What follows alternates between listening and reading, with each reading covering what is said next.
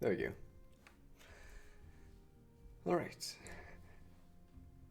AI Dungeon. I've played around with it in the past when it was still pretty damn new.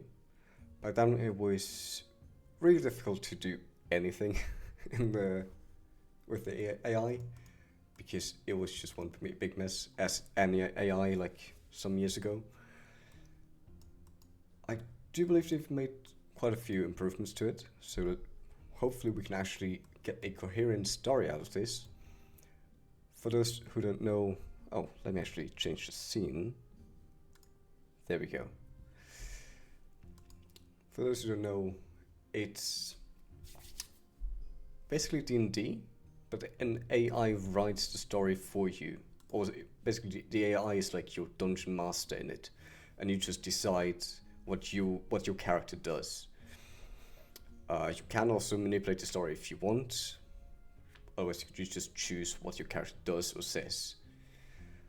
No, let's get right into it by picking a setting. Just some good old fantasy might be nice.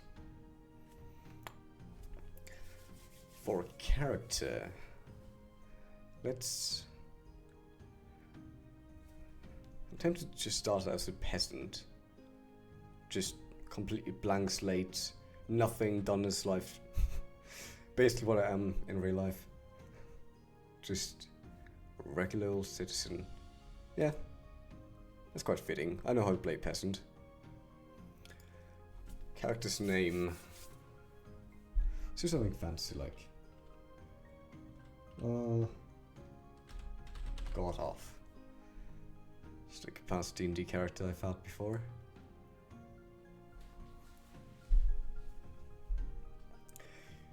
You are Goroth, a peasant living in a small village in the kingdom of Larion. You have a pitchfork, and nothing else. You dream of getting out of your village and having an adventure. You go to your fields and begin working. You look up and see a large, majestic dragon flying overhead, its leathery wings casting shadows across the land. The beast is breathtakingly beautiful, with iridescent scales that shimmer in the sunlight. Alright. I'll just keep working the fields. Nothing new here. Just a regular dragon flying overhead. As you continue working the fields, your heart races with excitement at the sight of the dragon. You can't help but wonder if this is your chance for an adventure. Maybe it is. Maybe I'll just keep working on the fields. Well, continue. What else is going on? Tell me, AI. As you continue working the fields, you notice that the dragon seems to be heading towards the village. Oh. You hesitate for a moment, unsure of what to do. What? Keep working the fields. There's nothing more important than work. A dragon's not gonna stop me. I need the money, man. Fuck now. You decide to remain in the fields, watching as the dragon gets close to the village. Suddenly, you hear a scream from the direction of the village. Without thinking, you drop your pitchfork and run towards the commotion. Oh, no, come on, I want to keep working. Because my instincts just kick in. Fine. I mean... What do we do about this? Run over there. No pitchfork in hand. We should have taken the pitchfork with us. What? Run back to grab the pitchfork.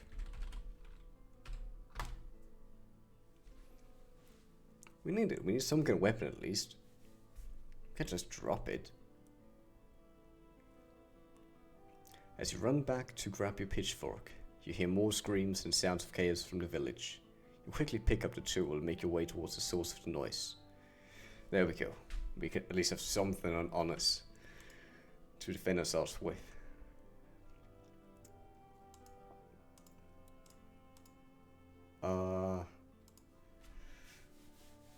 Like, what are we gonna do? Like, it's just a dragon in a village. I'm just a peasant with a pitchfork.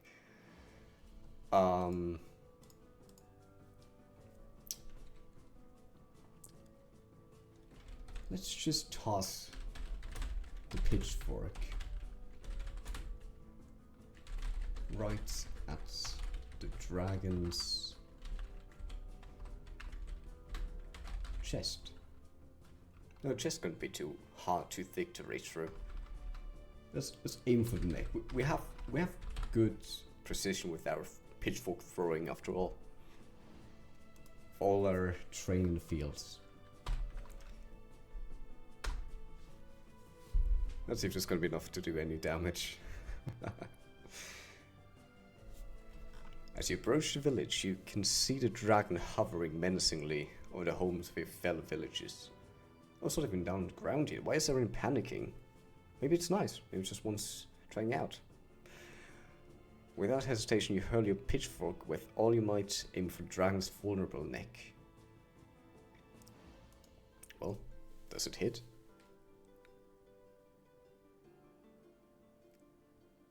dragon's eyes widen in surprise as it feels the sudden impact of the pitchfork against its leathery skin. With a deafening roar, it turns its head towards you, its massive wings flapping in the air. I'll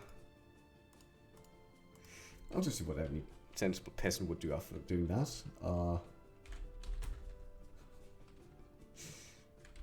Run away. Seems reasonable, right? You run away. You back away quickly, heart pounding in your chest as the dragon's piercing gaze locks onto you. We might have messed up here. You can feel the heat radiating off its body, and the air around you seems to vibrate with its fury. I mean, at least getting away from the village.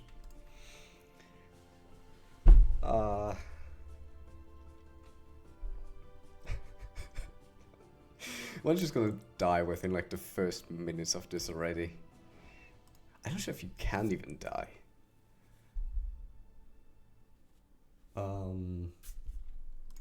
Let's just continue. Let's just keep running.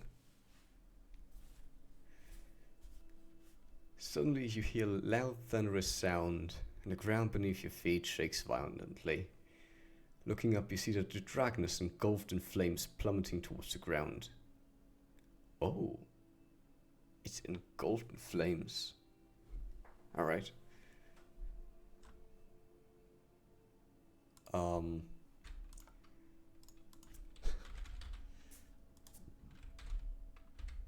Try not to get hit by the falling dragon. I think that's reasonable.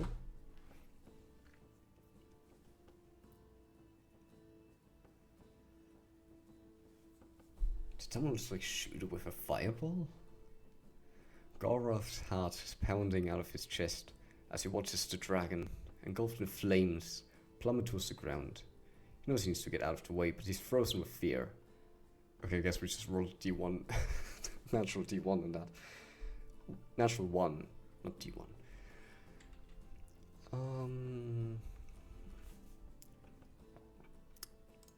Well, I guess we get hit. The last moment you manage to turn sprint away from the approaching inferno. The heat is intense, and you can feel the ground shaking beneath your feet.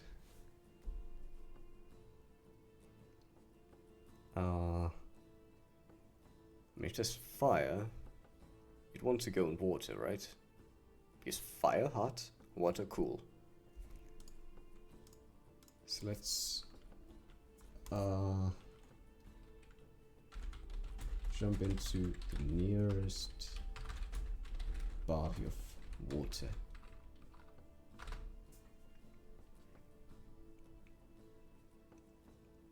Wouldn't want to catch on fire after all. As the dragon crashes down near you, Goroth jumps into the nearest body of water, a small river that flows through the village. The water is icy cold, but feels like salvation as he feels the heat of the flames recede behind him.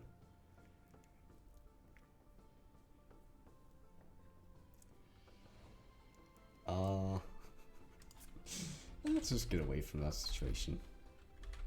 Swim downstream.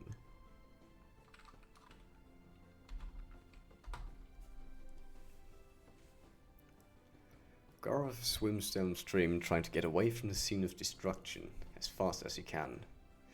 He looks back once in a while, half expecting to see the dragon rise from the flames again. But each time he looks, there's no sign of movement.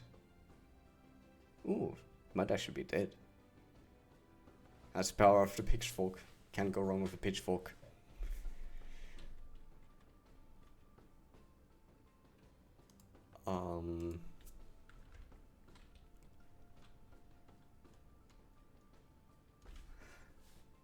I mean, might just be unconscious from the impact. I don't want to get into danger, but also I'm curious enough to maybe go over there. For monkey brain just activating. Just like, there could be something interesting, something new. Maybe we can loot them. Loot Dragonfall scales. Oh, actually, yeah, there's no point going over there if we can't harvest any scales, right? If it's actually dead, we want some loot. I don't think a knife is gonna cut it. So what could we get? An axe. An axe might be a good idea here. Axe or sword. That shouldn't get an axe, has more force behind it. Search nearby houses for an axe.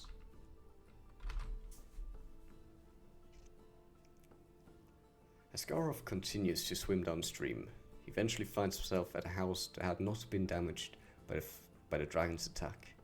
He climbs out of the water and approaches the house, his heart still racing. Well, grab an axe.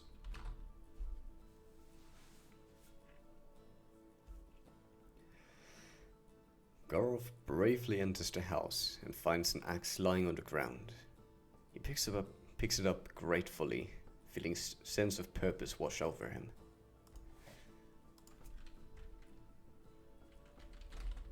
Now,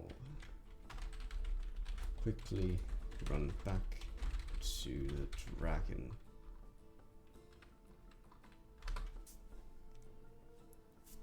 Maybe we can get some loot here. Gonna get rich quick.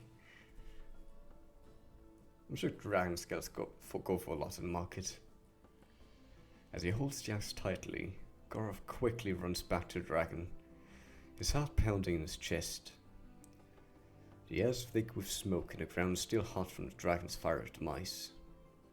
Clothes are drenched in water, it'll be fine. Or maybe we should...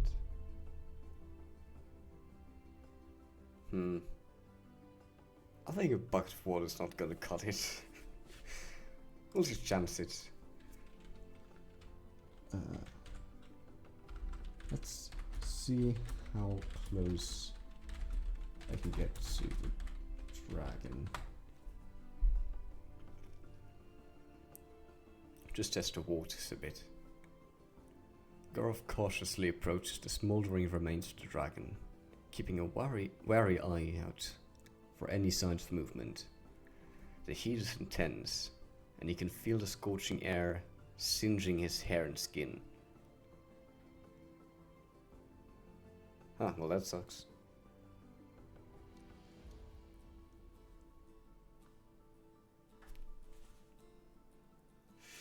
Do I chance it? Do I risk some 30-degree burns?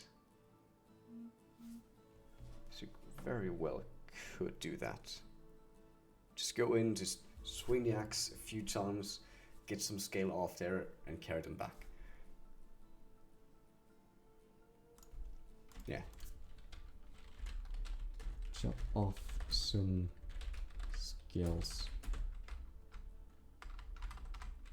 using my axe. Come on, this got to work. We're gonna win big like this. With a deep breath, Garov raises his axe and chops at one of the dragon's scales. There's a satisfying crunch as the blade sinks into the leathery skin, and he manages to pry off a small piece of it. Small piece not enough. Take more. Keep on chopping.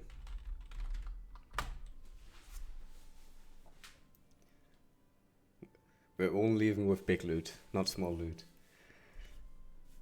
Garov continues to chop away the dragon scales, his heart pounding in his chest. The heat is intense and sweat is pouring down his face, but he keeps going, driven by a sense of determination.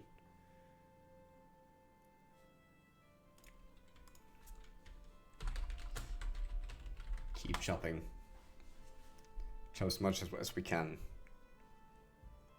As Garov continues to chop away the dragon scales, he feels a strange sense of exhilaration. The heat is intense, but he's used to it now. There we go. Chop with all my might. just keep going. Garth chops with all his might, ignoring the pain in his arms and the burning sensation all around him. Finally, after what seems like an eternity, he manages to pry off a large piece of the dragon scale. Do we do one more? We definitely could get more here. Let's get greedy. That's right, we're peasant. We give in to our desires. We sin. Chop off another big scale.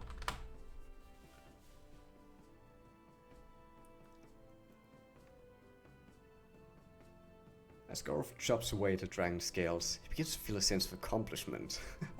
The heat is intense, but he's used to it now.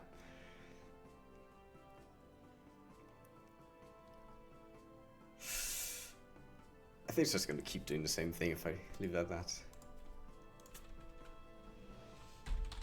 Grab all the chipped off pieces and carry them away.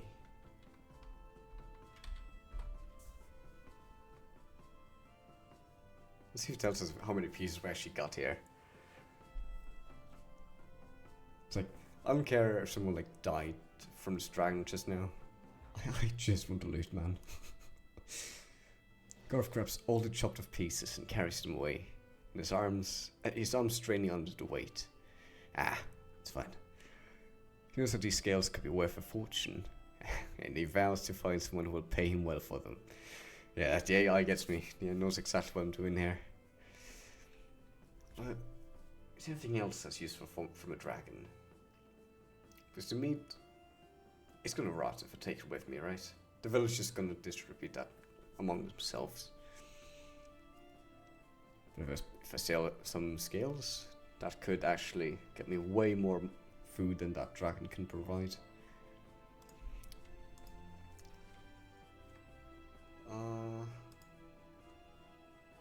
Let's see. Let's see what my setting was again. I have a picture for nothing else. Also on the field, so it's just a regular farmer. Like probably not someone who owned a farm, just someone who worked on a farm, or just had like its own small farm to like sustain himself.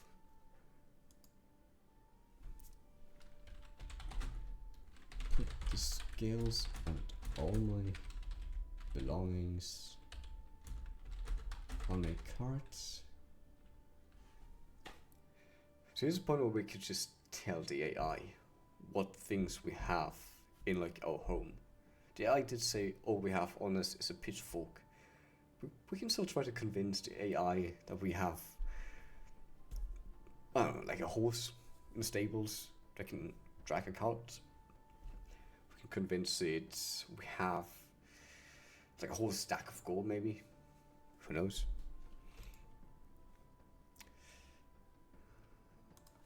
All my belongings, including,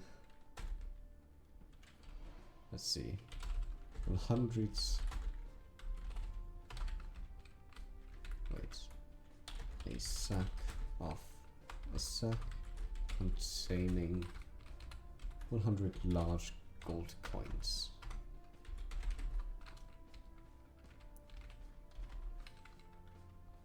Let's see, cards. There we go. Take cards. Now let's just do that step. As Garth continues to load the scales and his belongings onto the cart, he thinks about what he's just accomplished. Okay, do go on, AI. What did I accomplish? He looks back once in a while, half expecting to see the dragon rise from the flame skin, but each time he looks, there's no signs of movement.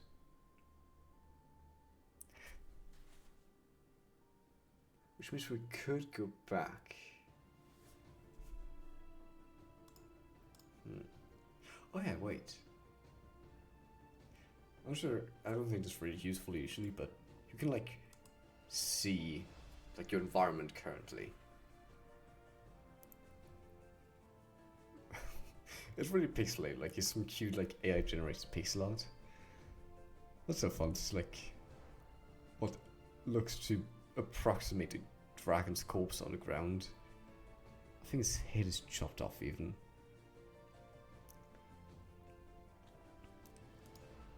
Alright, in that case, let's see here.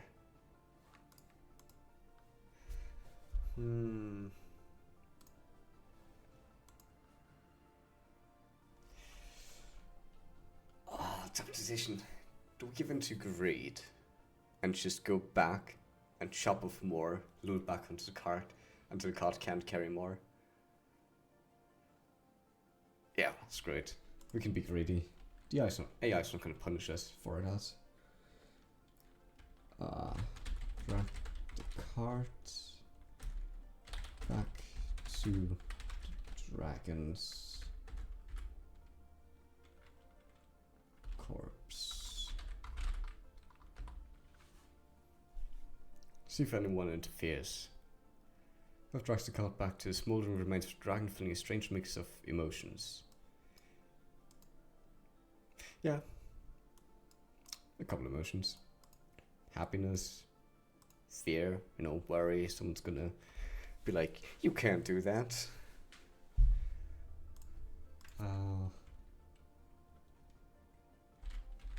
Check if there are people around.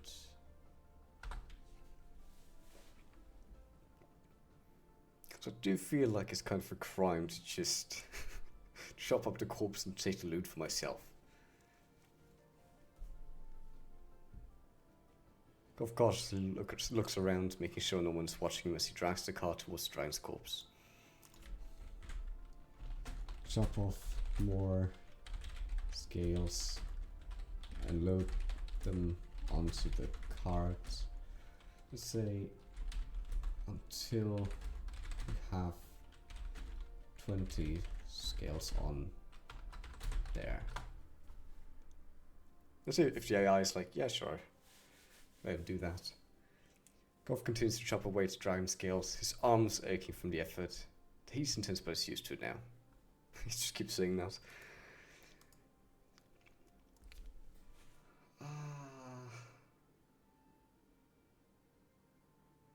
Well, just continue.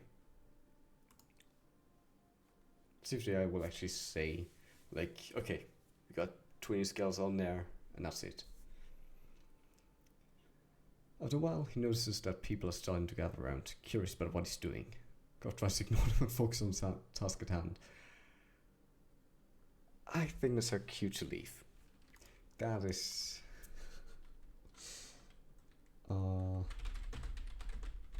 Let's make sure the AI remembers 20 scales are on that card.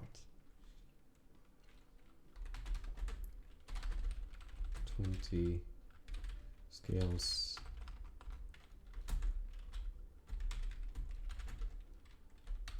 My sack of gold.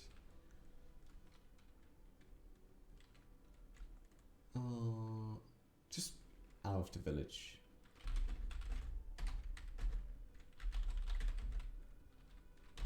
To the road. To the next village. Maximum sack of gold. Let's just leave the village. Like, all we had was a pitchfork. So we've got nothing to lose here. Nothing's holding us back. Go trash the cart with 20 scales and axe and a sack of gold out of the village, heading towards the next one.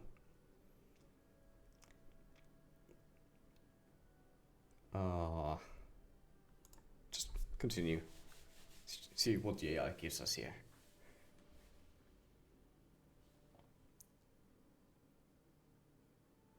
I was thinking, as you trudge along the road, the weight of your cart and a sack of gold straining your muscles, you can't help but feel a sense of accomplishment. Well, that's great.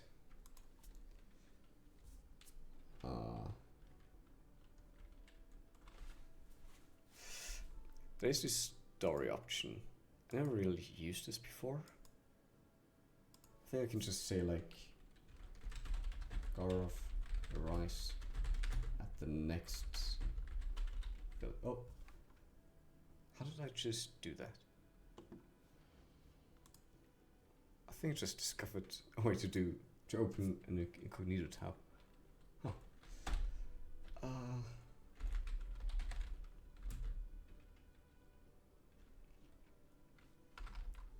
Let's just arrive at the village first.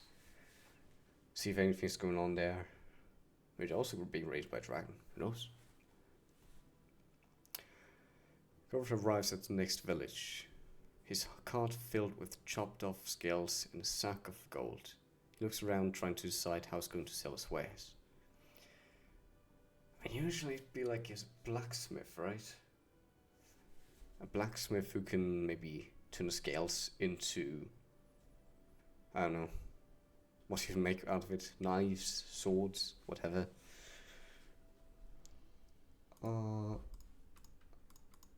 Let's locate the blacksmith's hut.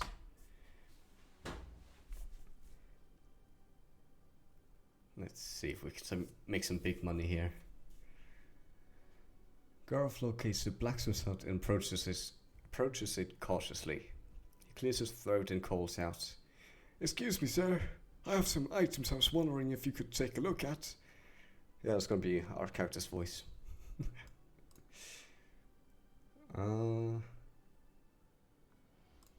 Just continue to see what the blacksmith has to say. The blacksmith looks up from his work and squints at you.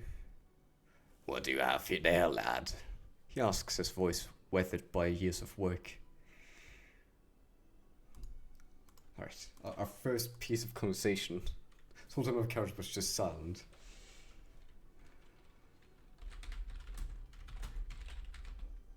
Happens to slay a dragon on the way here. Was wondering if you'd be willing to buy these fancy dragon scales off my hands.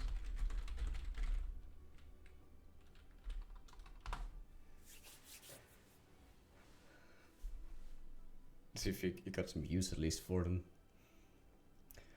Garov nervously replies, "Well, oh wait, no, wrong voice.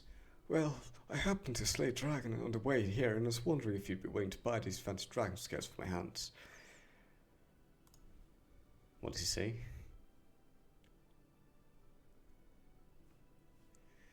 Blacksmith's eyes widen in surprise, and he quickly sets down his hammer. Dragon scales? Where did you say you got these from?" he asks, his curiosity piqued.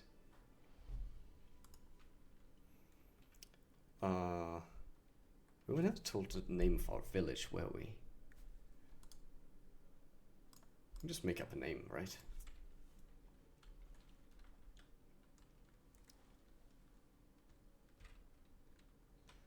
Let's say on the path north here, right? Yeah.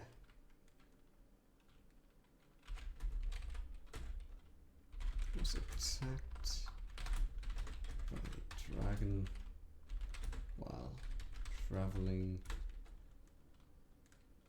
southwards.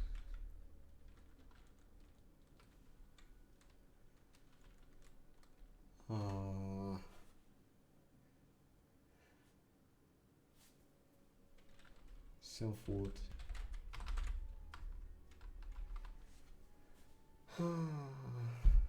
Let's say while traveling south towards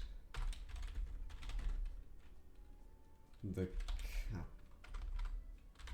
capital.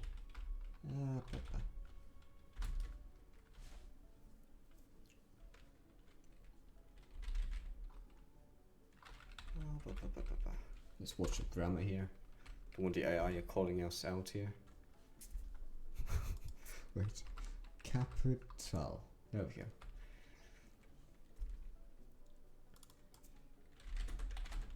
But I slew.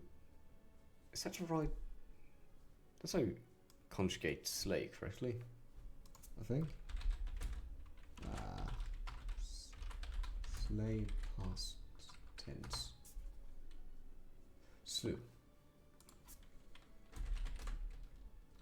By throwing my mighty sword at its throat, which brought it down in one fell swoop. I'm sure that's believable, right? Surely he's used these muscles on me that brought down a dragon. Gorf replies confidently, I was attacked by a dragon while travelling south towards the capital. I slew it by throwing my mighty sword at its throat, which brought it down in one fell swoop. Does he believe me? The blacksmith listens intently to Gareth's tale, nodding in disbelief. An impressive feat indeed, lad. Dragon scales are quite valuable, especially ones as large as those you've got there. But how much were you planning on asking for them? How much?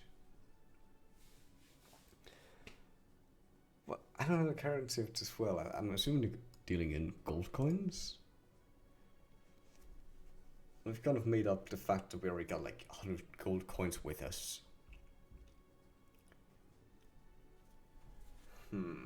Let's haggle with them. What if we plan on asking for them?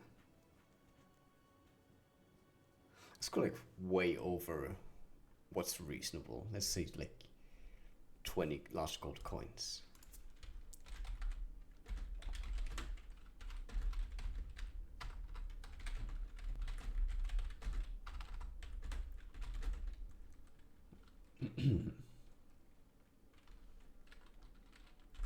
For each scale.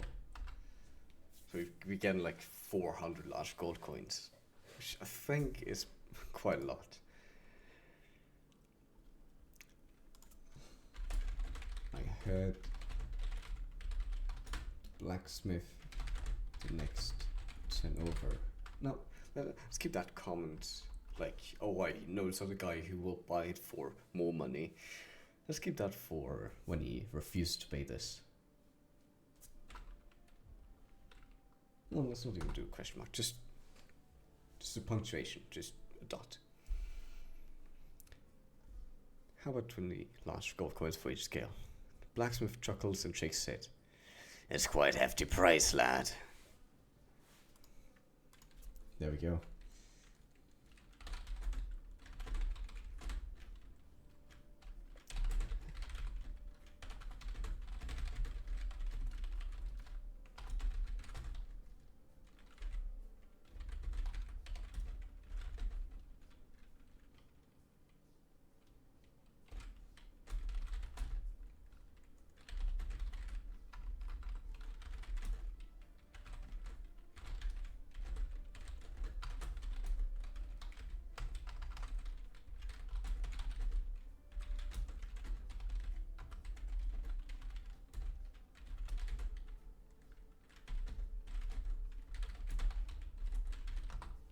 Just explain to my thought process here.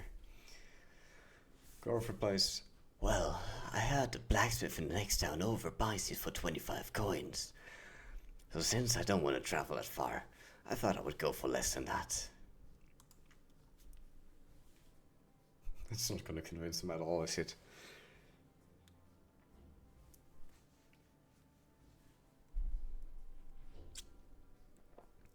The blacksmith ponders this for a moment before nodding in agreement. A fair point indeed.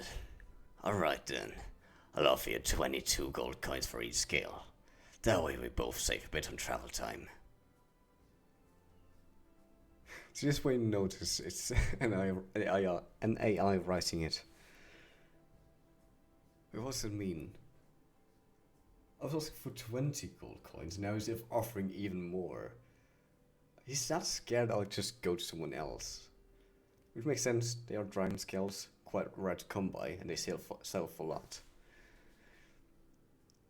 But he might be trying to fuck me over here. Nah, I think we take 22 gold coins.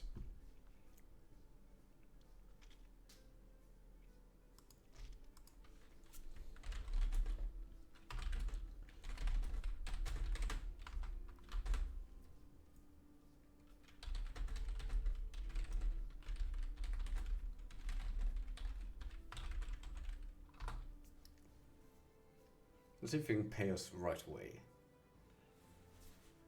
Gorf agrees. Sounds right to me. You get the payment right away. The blacksmith nods and motions for Gorf to follow him into his hut. Inside is a large chest filled with gold coins. This guy trusts himself to just fend off any robber, doesn't he?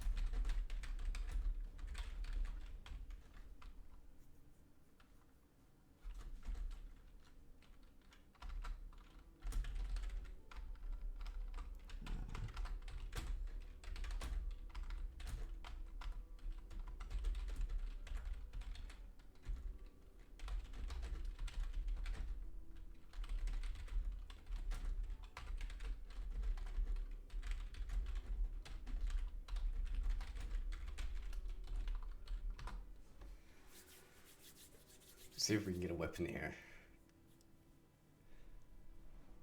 Gorf says, Alright. Then that's a deal, I'd say. Also, would you mind crafting me a new sword out of some of these scales? My old sword got a little roughed up when I used it to slay a dragon. I'm sure he gets my intent here. That I'm trying to pay him back some of the money he's giving me. The blacksmith nods enthusiastically. Of course. Scales like these are perfect for making a durable yet lightweight sword. I'll start working on it right away.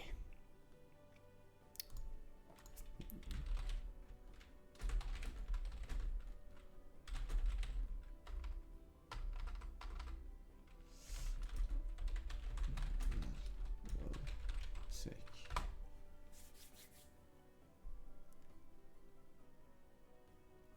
Gorf asks. About how long would you say that it will take? Blacksmith thinks for a moment before replying. It should take me about 3 days to craft a sword. But don't worry. It will be worth the wait. About 3 days. What do we do in 3 days?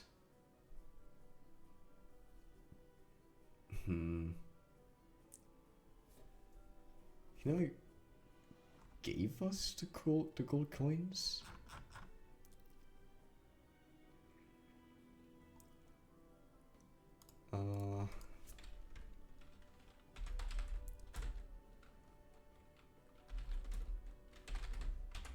Hand over scales.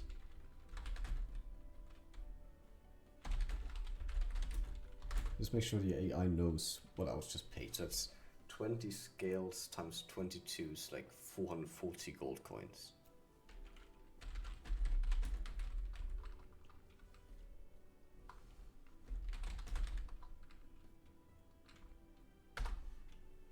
So I'm just getting gold for the scales directly. She never asked us to pay him for the sword. I'm guessing we pay when we get the sword. You hand over the scales to the blacksmith and take the payment of 440 gold coins. With a satisfied smile, you thank him and head out of his hut. Right. So then, typically, next course of action would be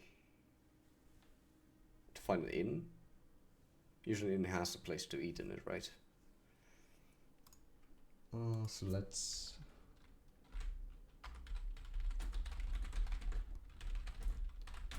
Four...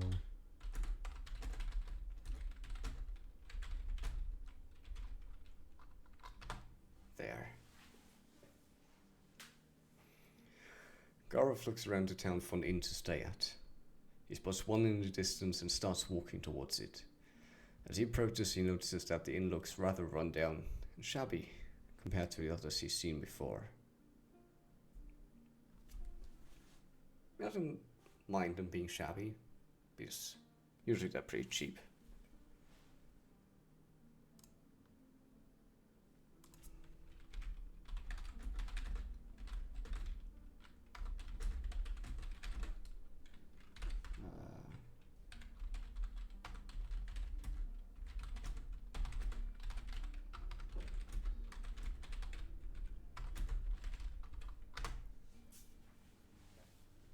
Let's see here.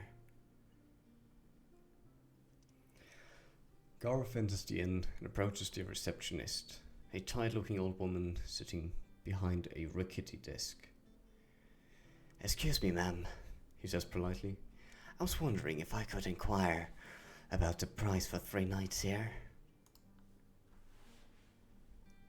What you gotta say, ma'am? Receptionist looks up from her bookkeeping, her eyes narrowed in suspicion. Depending on what... let's see. Depends on what kind of room you're looking for, stranger. She says with a wheezy laugh. That's fair. That is fair.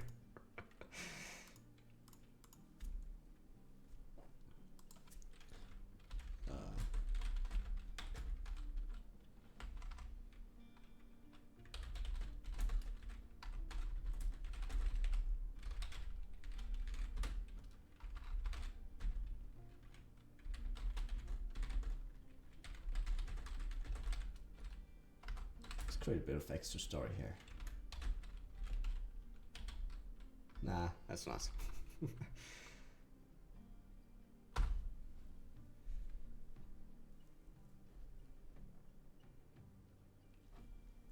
Garth replies. Oh, well, a small room for one traveler should be enough for me. Receptionist shrugs and picks up a key from a hook behind her. You'll be in room number 3. She says, handing him the key. What's the price? Wait.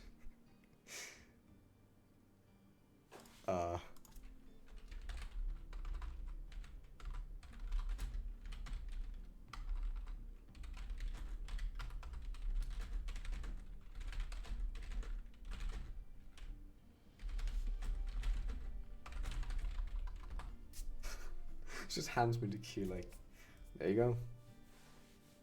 Feel free to settle in. Oh, Catherine. Didn't see you there. Yeah, what's up? Welcome to the stream. Doing AI Dungeon, which in case you haven't heard of before, it's well, what sounds like you're just like playing D&D, but an AI is like your dungeon master. So yeah.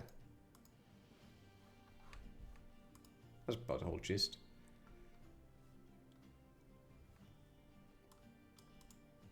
Well, let's see. Girlfriend inquires, what would be the price for 3 nights then? Receptionist rocks again, looking even more disinterested than before. This lady is not like me. 20 gold coins. She says flatly, her voice barely above a whisper. 20 gold coins. Oh shit, it's about as much... as much as one skill that I sold.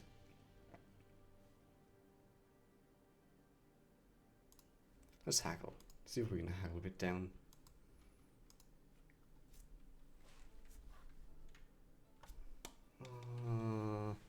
What was your price?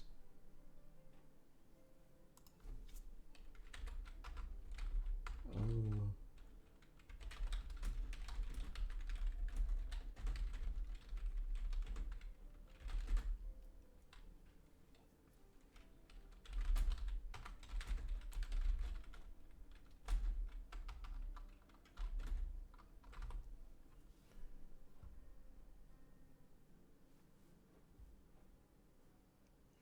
Garov says, Whoa, that seems a bit much for just one person. receptionist raised an eyebrow at his audacity. This ain't no fancy inn, stranger. Take it or leave it. Well, since it's not fancy inn, it should be less.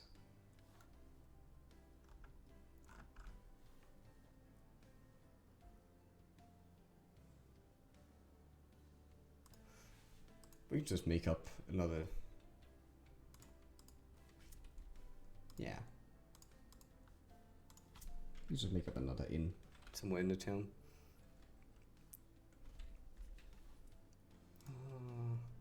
Let me right quick.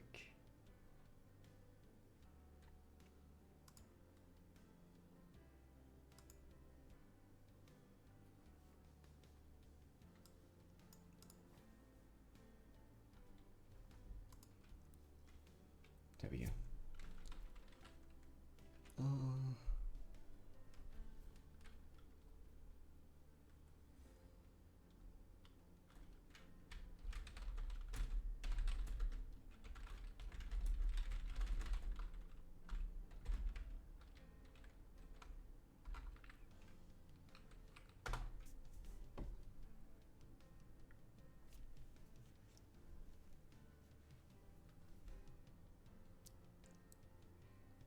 Garth replies, Well, then I'm leaving it.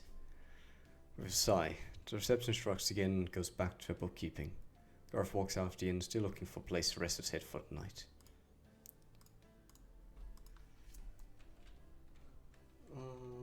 Let's see.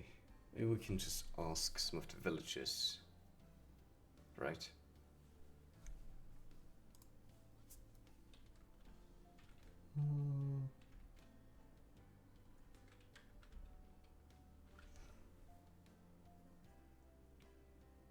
Let's see. Gotta get creative here. Yeah.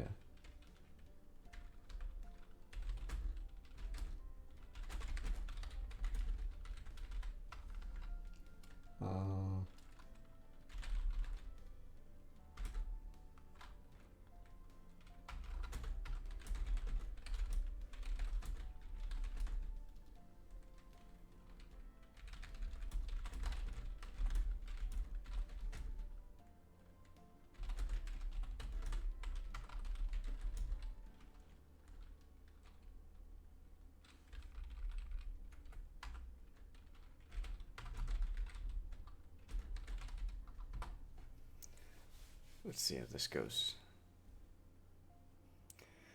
Goro stops one of the passing people and asks them about where he can find a cheap enough inn in his town. The person looks at him curiously before pointing in the direction of a rundown-looking building on the outskirts of town.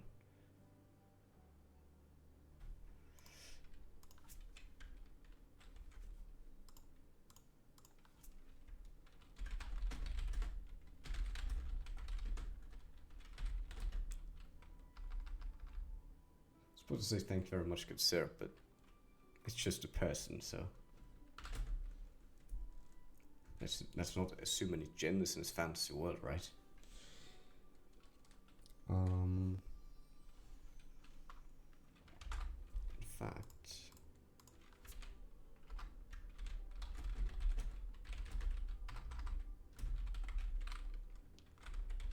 There.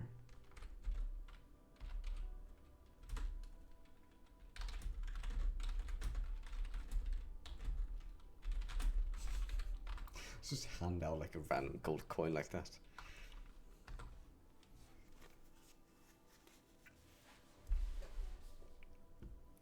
Go says, "Thank you very much," as he hands them a gold coin. The person nods and walks away, leaving Gorov to make his way towards the suggested inn. They just take it and leave.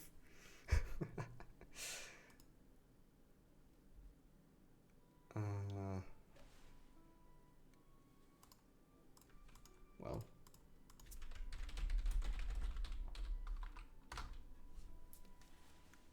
Just go and see if they respond to me. Upon entering, Gorov enters the inn, which looks even more run down and shabby than the previous one. Oh boy. Reception area is dimly lit, and there's a distinct smell of stale ale and sweat in the air. Sounds like my kind of place, honestly.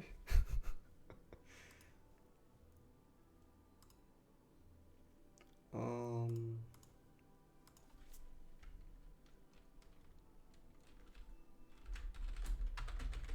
I'm assuming it's evening right now.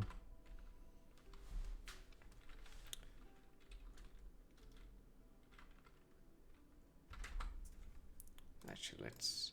Make it a bit more intricate.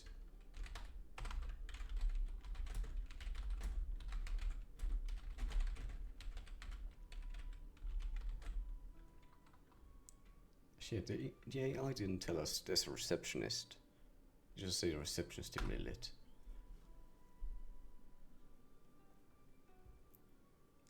Girl slowly walks over to the reception desk when an old man with a gruff voice greets him.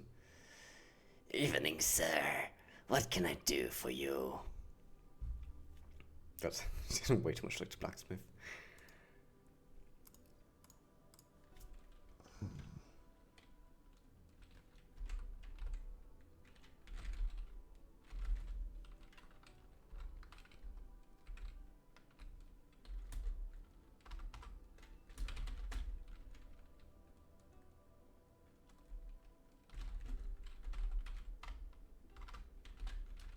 Let's be a bit more respectful to this guy.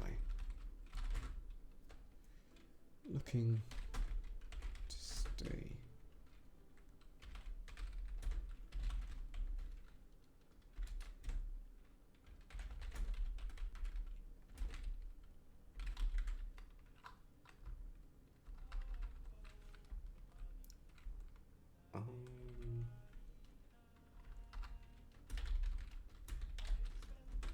There we go.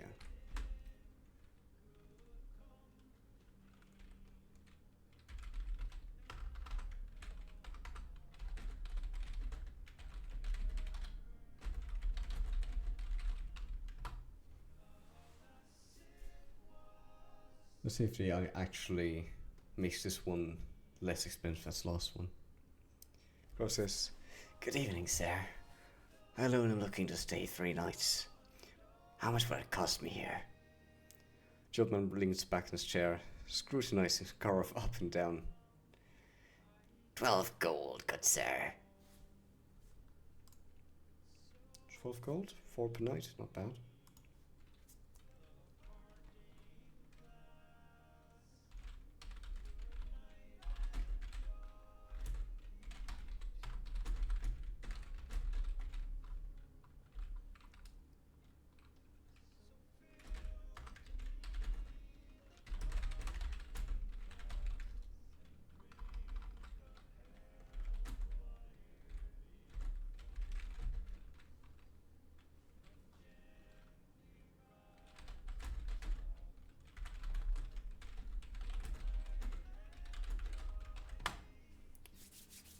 Let's see here. Grove says, That'll do. Thank you very much. And by the by, do you offer food and drink at the inn as well? Jobman chuckles, a surprisingly warm sound in the dreary inn. Is he just gonna laugh at me? Aye, we do have our fair share of victuals and beverages, sir. Just ask our serving staff, and they'll be happy to oblige. Now, if you'd like to settle your account here, I'll show you to a room.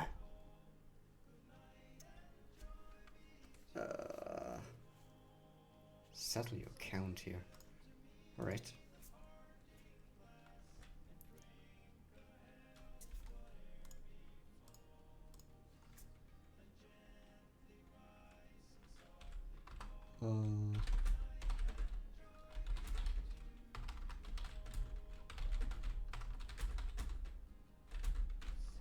There we go.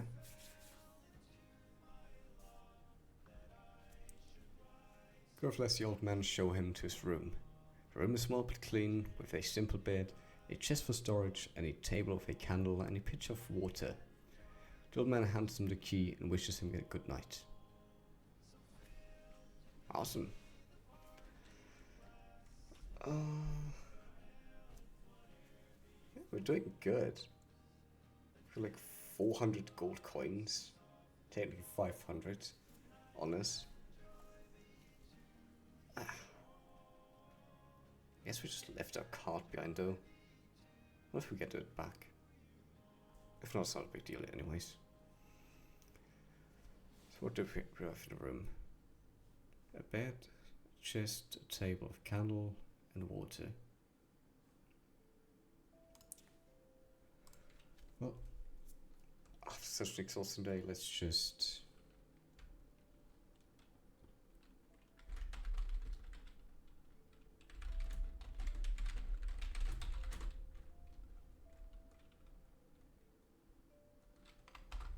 Let's securely lock away our gold.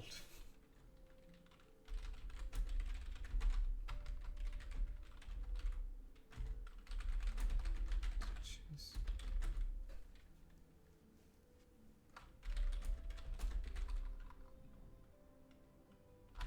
There we go.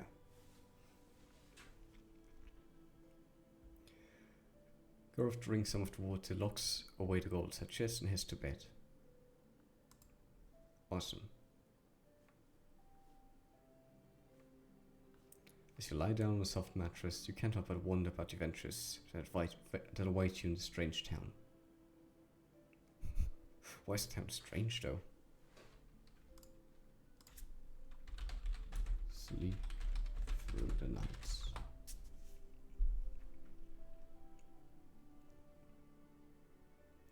Varro sleeps through the night, his dreams full of images of towering castles and dragons soaring through the sky. He wakes up early in the morning, feeling rested and ready to explore this new place. I wonder if we can see an image of the dreams.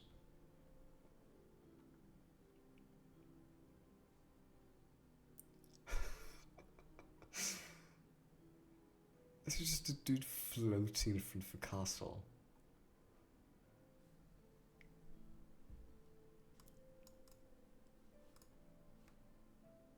Huh. Wait, images of towering castle and dragons. Yeah, there's some dragons in this. Just random dude. Alright. Then, got the first night done. The blacksmith did say it takes 3 days. So, let's...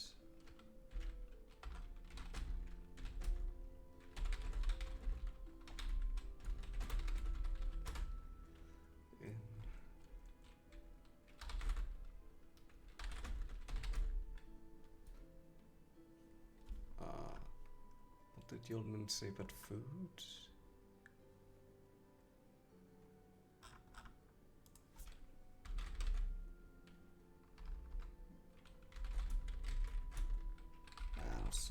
Serving.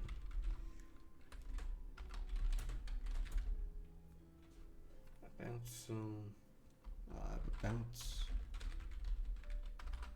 recommended... Nah.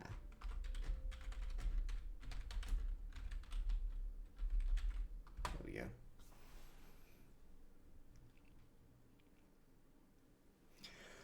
Gorov goes to the main hall of the inn and asks the serving staff about a dish they recommend. They point him towards a hearty stew made of local game meat and vegetables.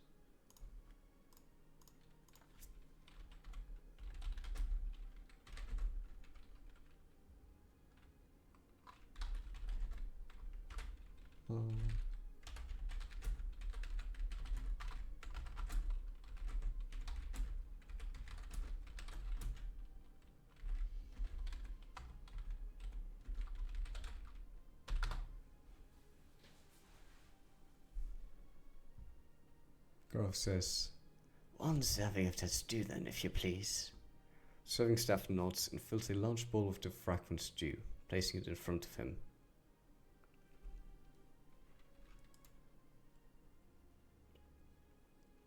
Right.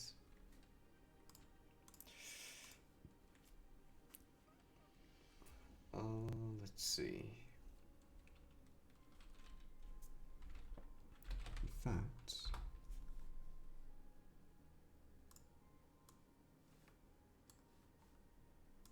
bring up another notepad.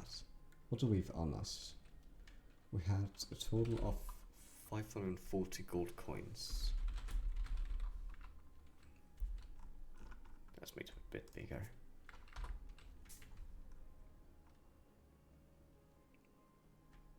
There we go.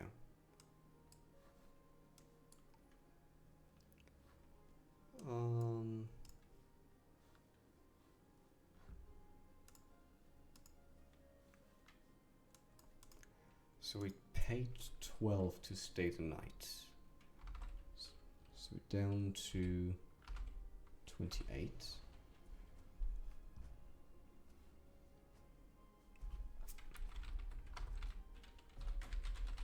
There we go.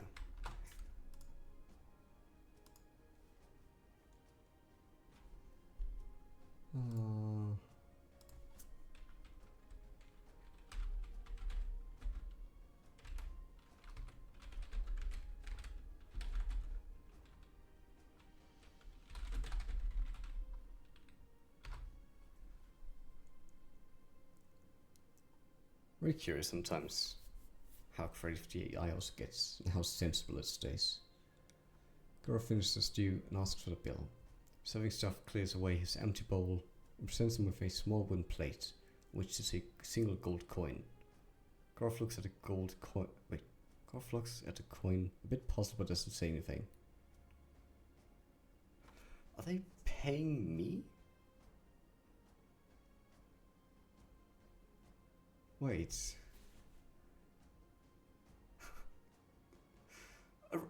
I'm not just a bit puzzled, I'm very puzzled. Why are they giving me a gold coin?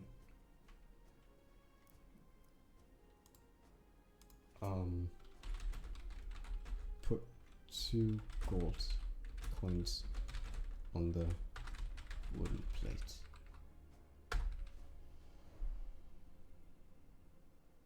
They just like suddenly hold the wooden plate there. Like, there, gold coin. Garth puts 2 gold coins on a wooden plate, causing the serving staff to hesitate for a moment. They glance at each other nervously before bowing their heads in thanks, scurrying off to their duties. I think I did that correctly. I'm so confused. Right. Let's see, this is a fantasy setting with dragons and shit. Let's see if maybe they've got like an adventurous guild.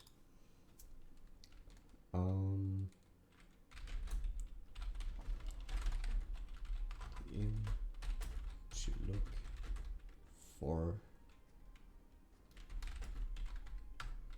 guild building adventurers.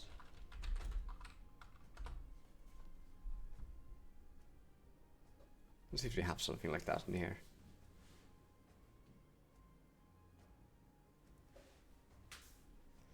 Garth heads out of the inn, the rich scent of the stew still lingering on his tongue. He makes his way through the bustling streets of the town, dodging carts and merchants hawking their wares. Look how the AI knows now. Yeah, this is a great little shit. Oh, that's really fun.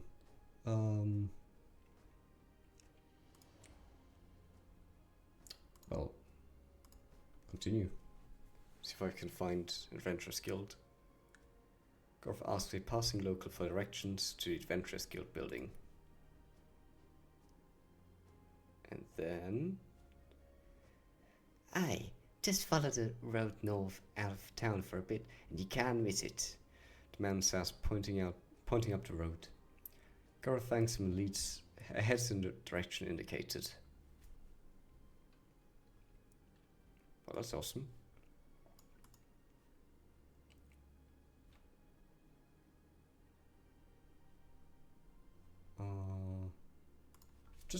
Let's just continue. See where this goes. The AI is just playing for me at this point. As he walks, he takes in the sights and sounds around him. The town is much busier now than when he arrived last night. He Passes by a blacksmith shop where a burly man is hammering away at a glowing red metal. What do you mean, a blacksmith? There's the blacksmith.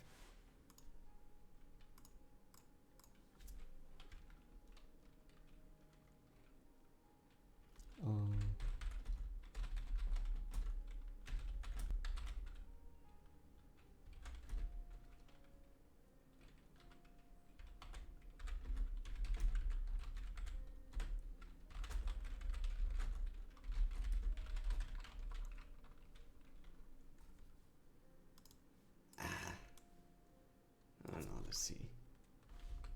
I don't know. Let's ask him about the sword. If it's coming along well. Gopher approaches blacksmith and asks, Good morning, sir. Is the sword I ordered coming along? the blacksmith looks up from his work, wiping the sweat from his brow. Oh, hello there.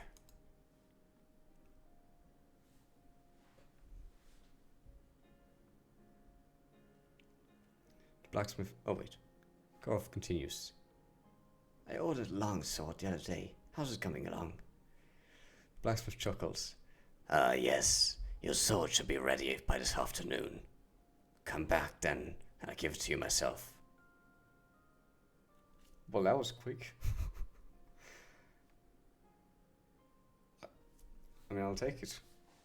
That's been waiting 3 days. In that case.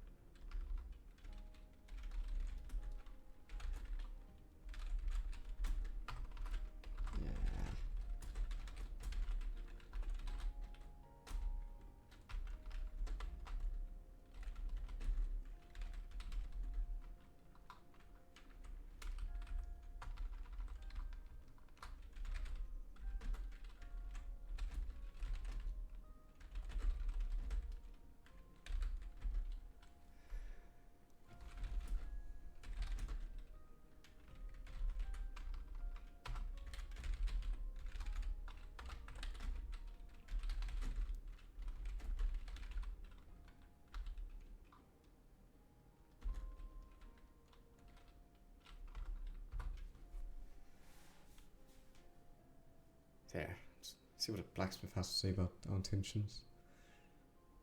Gorf nods understanding. Oh, by the afternoon already? That's perfect. I'll return then. For now, I'll see what the Adventurers Guild is like here. He turns to go, but the blacksmith calls out behind him, or after him. Okay. He's got something more to say to us? Oh. Good luck at the guild, my friend. And remember, a good sword is worth its weight in gold. True.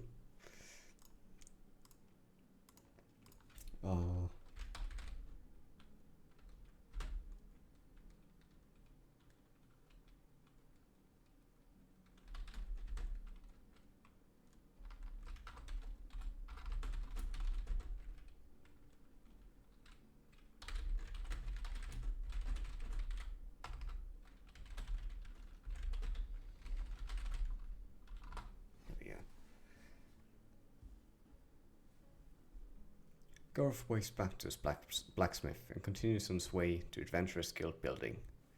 As he walks, he can't help but feel a sense of anticipation building within him. This is it, he thinks to himself.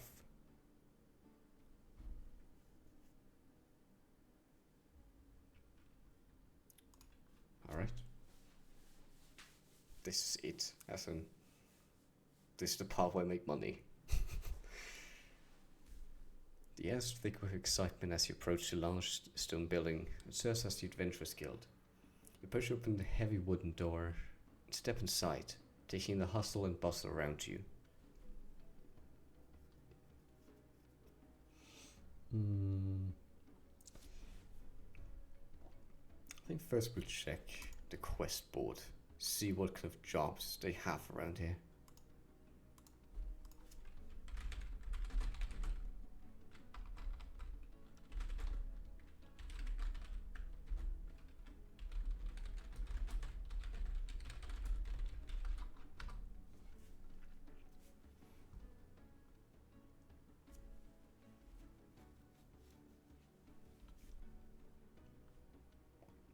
It'd be so fun to also like a quest to slay a dragon. Garth makes his way over to the quest board, a large wooden plank adorned with parchment scraps and various notices. He scans the board looking for anything that might catch his eye. One notice in particular draws his attention. Take a closer look at that.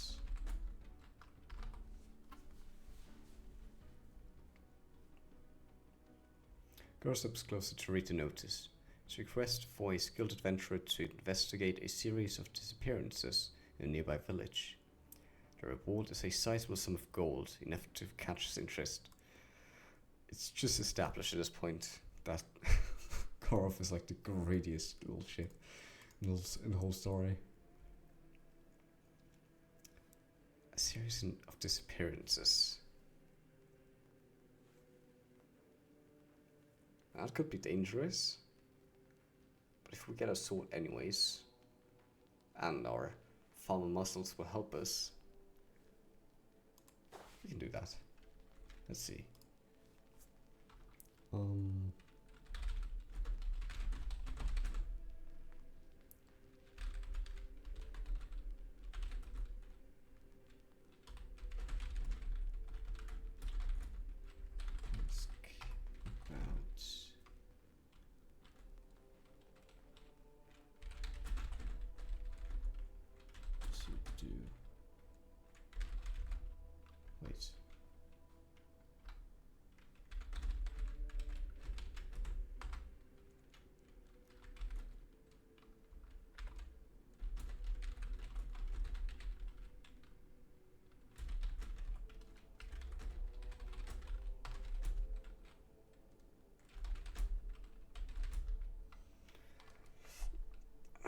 What's the mission here? Technically it's to make money. Do we let them know that? Not really.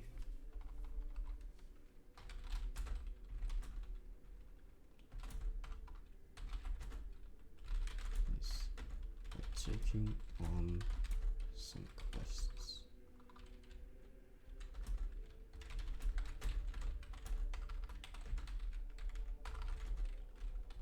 To do for that. There we go.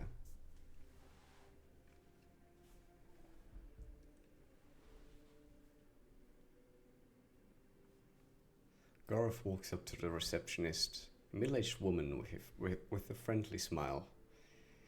Hello there. She greets him warmly. I'm new in town. I'd like to help out in this place by taking on some quests. Just the last part of that.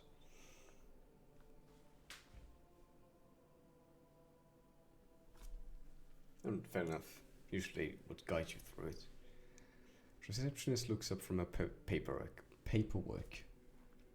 Oh, welcome to the guild. We're always happy to have new adventurers like yourself. To take on quests, all you have to do is sign up at a quest board.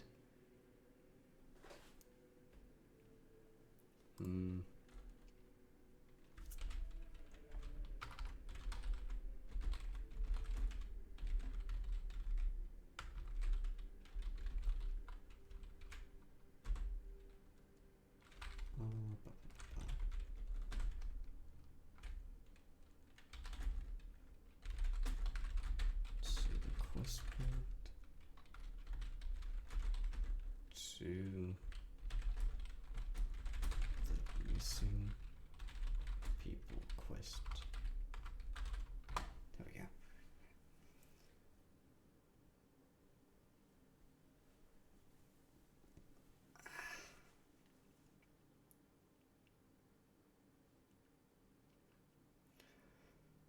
Garth nods his thanks and makes his way over to the quest board. He finds a notice about the missing people and signs his name underneath it, officially accepting the quest. That's actually really smart. Thinking about it now, I've never thought about that. How does... Usually in anime and shit, you'd see like the character pulling down the quest notice and bring it to the receptionist. But that makes so much sense to just be like, I'm on this. Just write your name down so people know, oh, someone's on this. Do they require help? Are they still around here? Alright.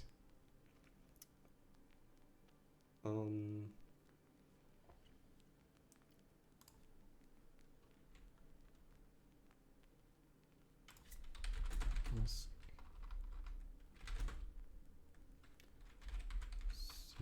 receptionist about any additional information on this quest. So obviously the more information we have, the easier it's going to be. Receptionist nods as she sees Gorov sign up for the quest. Good luck on your mission, She says with a smile. If you need any more information or supplies, don't hesitate to come back to the guild. Well, that's exactly what I'm trying to get.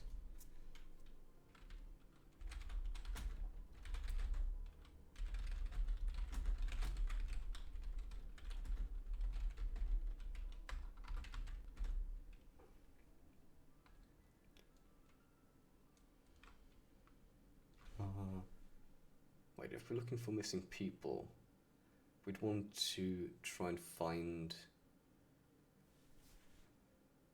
What do we want to find? We want to find the people who are close to missing people, I think. Yeah.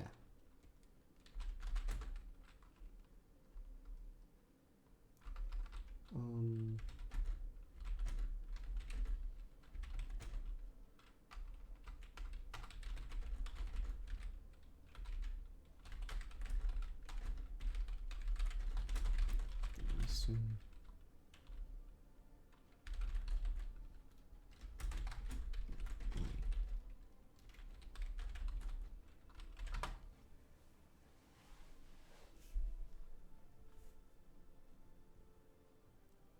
Gorov nods, thinking that might be a good place to start.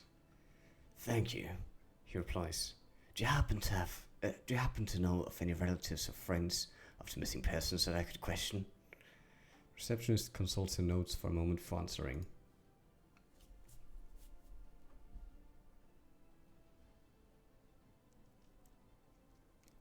Actually, there's a local tavern owner named Harkin who lost his son in one of the disappearances. His tavern, the Rusty Picket, is just down the road. You might want to start there. Just down the road. Alright.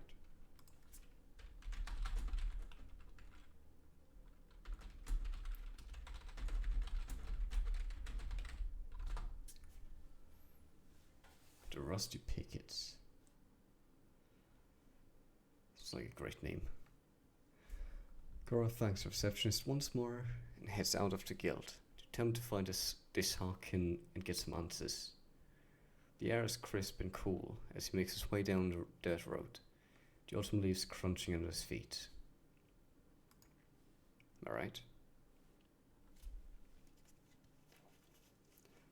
Gorov arrives at the Rusty Picket, a cozy little tavern with a crackling fire and a hearth.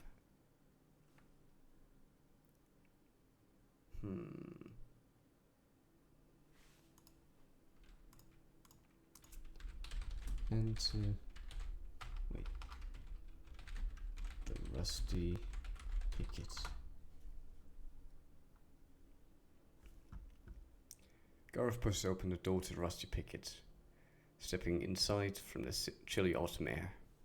The warmth of the tavern envelops him as he takes in his surroundings. Tell me more about surroundings. What do we see in here? The small dimly lit tavern is filled with the aroma of meats roasting over an open fire Then sounds of merriment from a group of travelers gather around a table in the corner.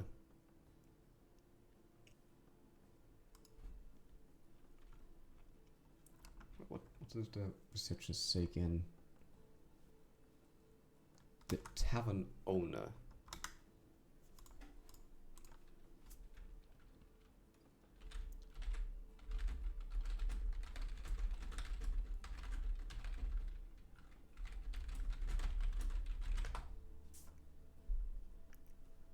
Let's see here. Garth clears his throat, making his presence known. Excuse me, he says, addressing the room at large. Does anyone happen to know where I can find the owner of this establishment? Oh, hey Simons. Oh, dude, don't worry about it. I get that school takes up a lot of time. Yeah, I've been well. I'm a bit physically exhausted because earlier I went for a bit of running. I did my to-do list. Not all of it yet. But some of it at least.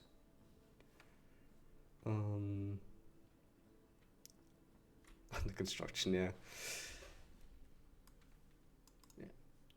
Also, in case you've not heard of this AI dungeon, it's basically Dungeons & Dragons, but the AI is your dungeon master, which I think is a really cool idea. I've played around with this before, like when it was really new still.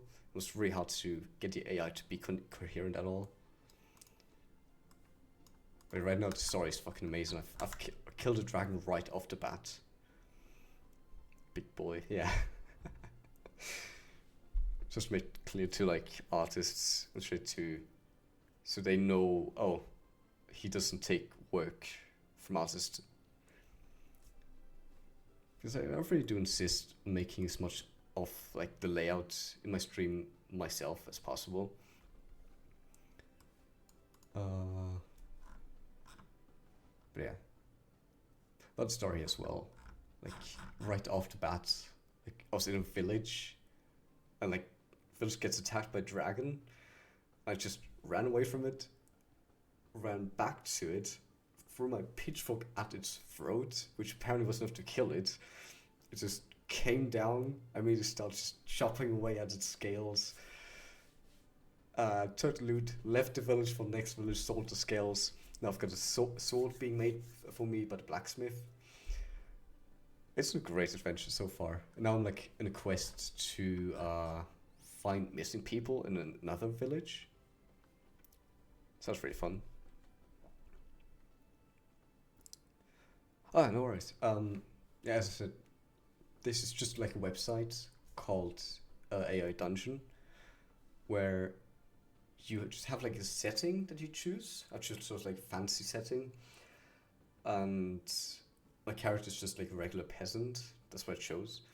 And yeah, it's like D&D, but an AI will write the story for you. So you just say like, for now I can just click continue.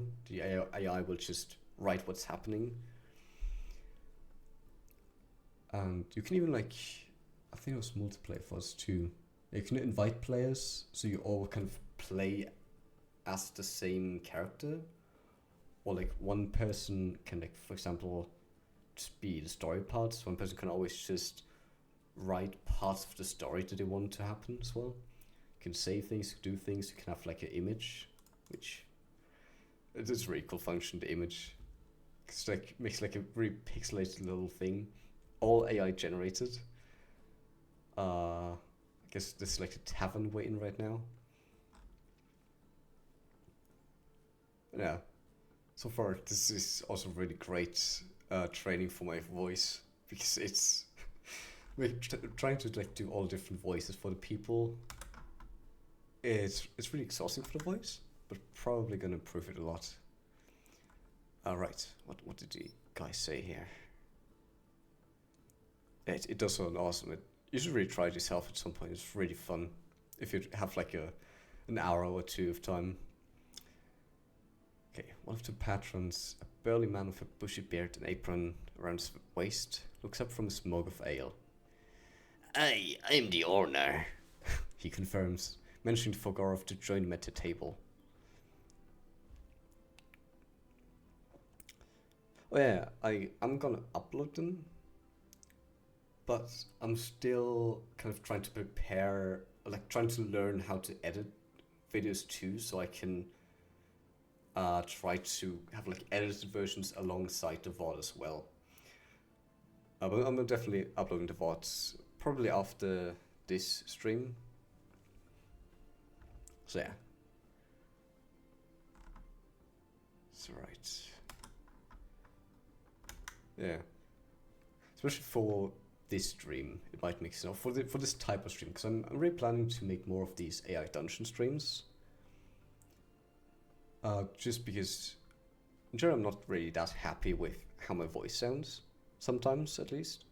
So I'm hoping this will kind of improve that, my voice control a bit.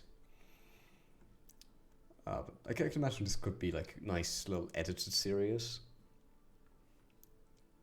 Maybe even like an animated series at some point. Because I do want to get into animating too. That would be really fun. Right. So our quest was find out why people in this village are missing or going missing. Now we're looking for a man called Harkin, I think.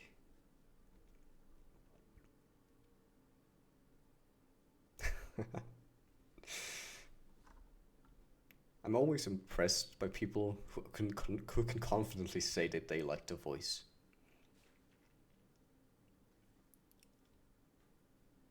That's not nice. No, don't worry about it. Your own voice will always sound really strange to yourself. Right. Harkin. That's what I'm looking for. This guy says he's the owner of the tavern, Harkin. Let's just take a seat at the table.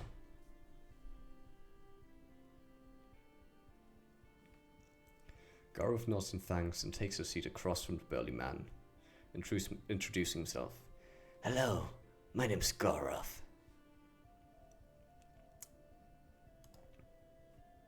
I was laughing, yeah, I was just like, it just makes your part of the conversation for you. So it's so little effort. Harkin nods in agreement, nods in greeting. A pleasure to meet you, Gorov. What can I do for you today? He looks at you with a mix of curiosity and concern, wondering why an adventurer would be seeking him out. Alright. Time to do conversation.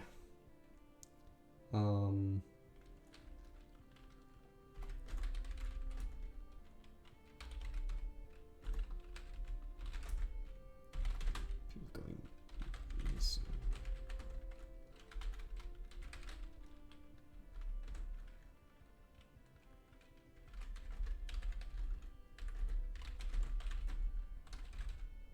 Unfortunately.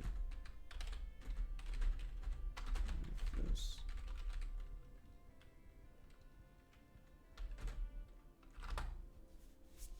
Let's just tell them what we've heard before. Oh yeah. Dude. Just wait for when there's gonna be like female characters. It's gonna have like a fucking squeaky woman's voice. Garth looks down at his hands, apologizing for the somber news. I heard about people going missing in this village, and seems your son was one of those unfortunate souls. Harkin's face falls, his eyes welling up with tears.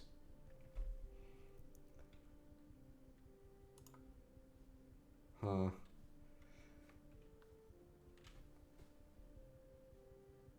Oh, we've made him sad. Big burly man is sad now. I should be cool and professional about this, right?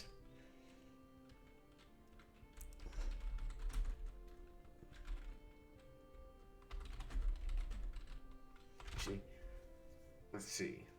What can we do here? So, Harkin's son was one of the people that went missing in the village. What could he possibly tell us? maybe where he was last seen before he disappeared. That might be good.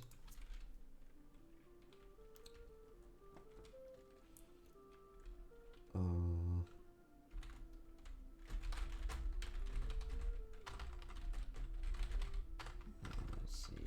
Find out what's happened to those people just quickly. So I hope my typing noises are not too loud.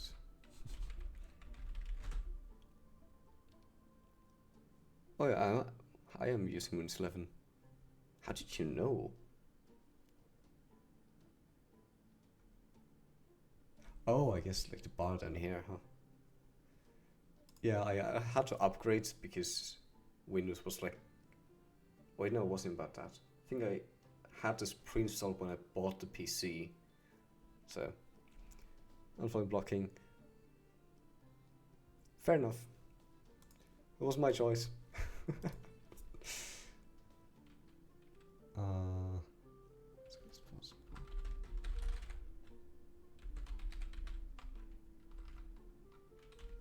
They might still be alive somewhere. Can you tell me?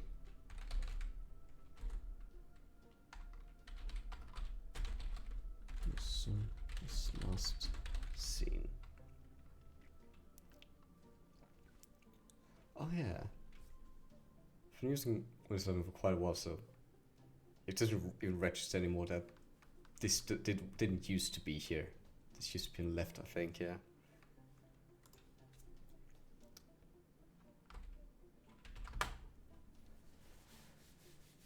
Let's see if we can get some information here. Garth waits for Harkin to collect himself, offering a reassuring pat on the shoulder. Sure. When Tavern Owner seems ready to speak, he continues. I really want to find out what happened to those people as quickly as possible. She might still be alive somewhere. Oh wait, wrong voice, that was Garth talking. Whatever.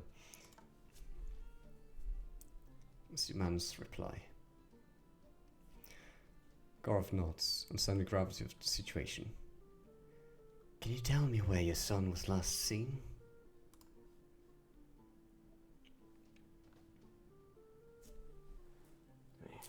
Sip real quick.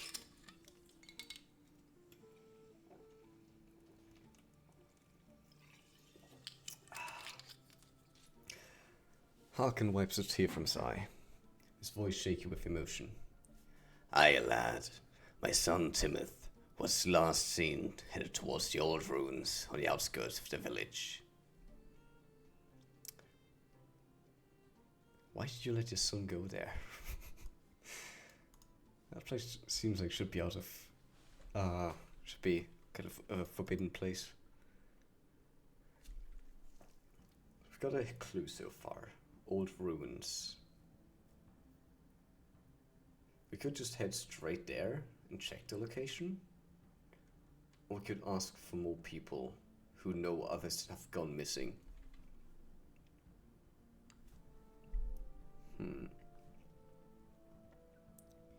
Alright, by the way, if there's anything you want me to do as well, go ahead and just write it down. I'll see if I can do that in the scenario. 'Cause I feel like this is a kind of thing that can also be more evolving for the audience, as I would like for it to be. So don't be afraid to suggest anything.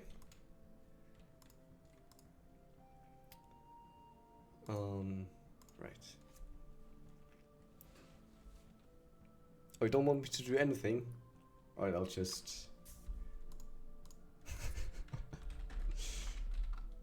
There. Is that good?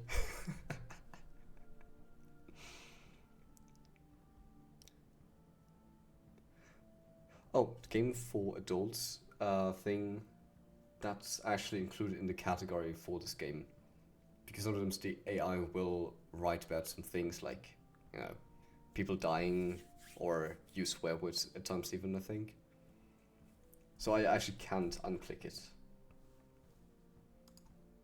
It's forcing me. Gorf nods, feeling a weight settle on his stomach. Thank you for your help, Harkin.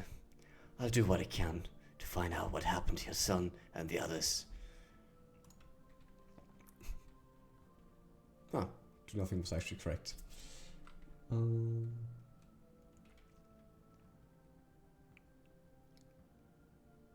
Right. That's awesome. Good luck with your studying then.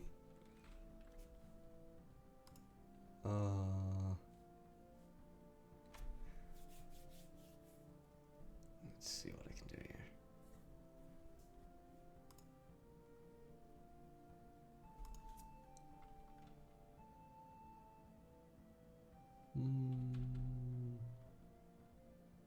Yeah, no. I don't think I can get more information out of this guy. Or I'd need anything else. I just Silently leave the tavern.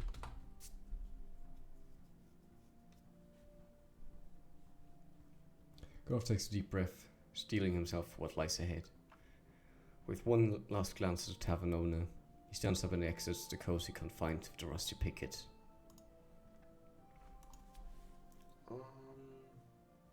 Let's see.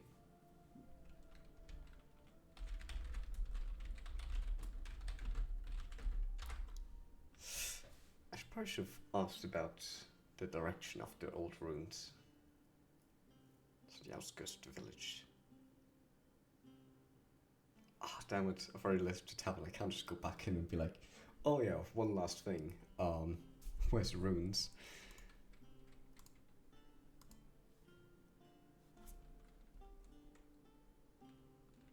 Let's just ask passerby about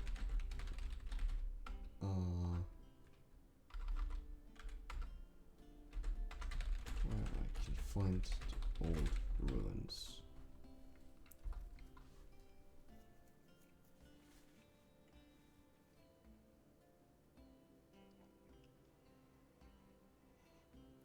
Gorov approaches a villager walking by, clearing his throat to get attention. Excuse me. Do you happen to know where I can find the old ruins on the outskirts of the village? Oh, well. Do they know? The villager turns to you looking surprised. Aye, lad. That's just over that hill there. They say, pointing towards a small rise in the distance. Be careful. It's said to be cursed and haunted.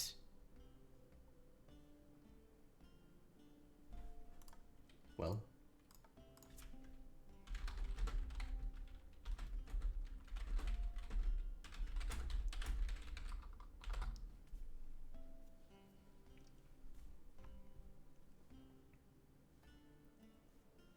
Gorov nods grimly, acknowledging the warning. Thank you. I'll take my time and be careful. With renewed determination, he sets off towards the ominous ruins, his sword at ready. No, AI, I don't have my sword on me. I never picked up the sword. That's kind of awkward now. But sure, let's pretend I picked up the sword. But I have another sword. I should remember there being another sword. Whatever. We've got a weapon, that's all we need to know.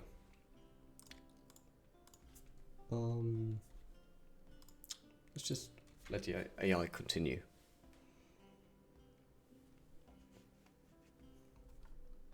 Facts. Let's put down so it's not a piece of our inventory. Gorov approaches the ruins with caution, his eyes scanning the area for any signs of danger. The area is thick with an eerie silence, broken only by the crunch of leaves underfoot.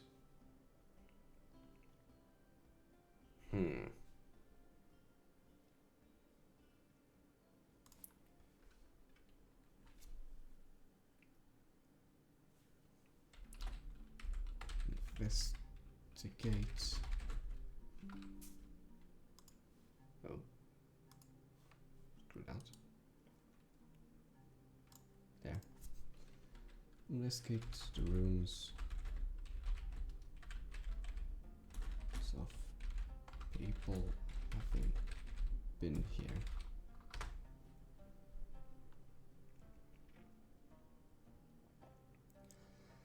As Garov cautiously makes his way into the ruins, he notices that the ground is disturbed in several places, as if something heavy had been dragged across it.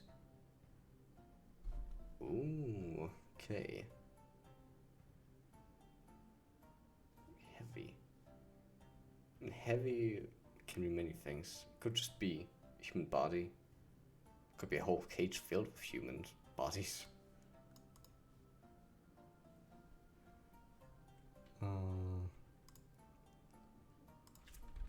See the tracks lead anywhere.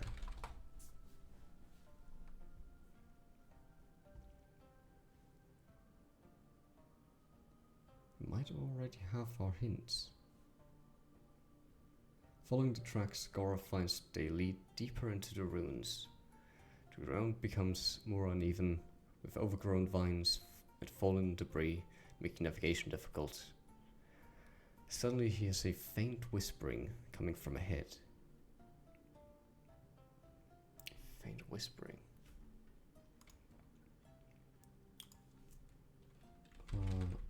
Let's carefully step towards the voices, making as little sound as possible. So that might be the kidnappers already.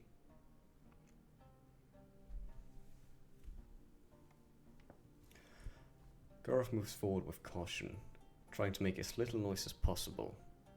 As he gets closer, he realizes that the whispering is actually coming from several small, glowing orbs floating near a large stone altar. Ooh, that's interesting. Glowing orbs.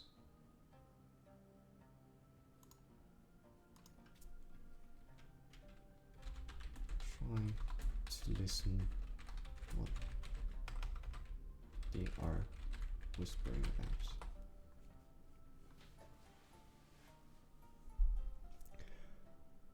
Garov moves even closer, trying to focus on the whispers emanating from the orbs. It sounds like they're speaking an ancient language he doesn't recognize, but he catches fragments of words like cursed and trapped.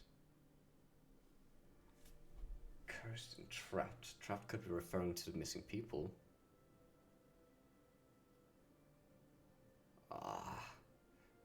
Here's a question.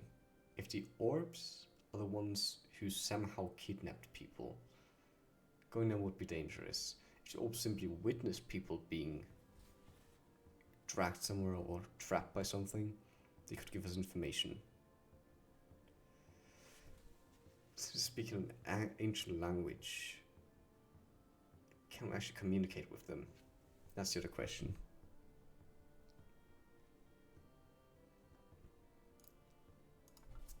Let's risk it. Approach the orbs.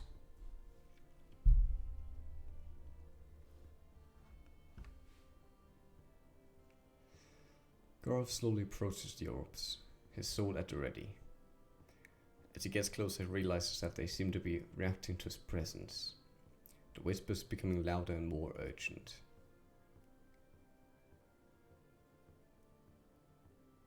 Okay, louder and more urgent. I think if they'd be trying to hurt me, they'd be shutting up instead. So they seem to be panicking, I think? Let's see where this goes. Side read a bit.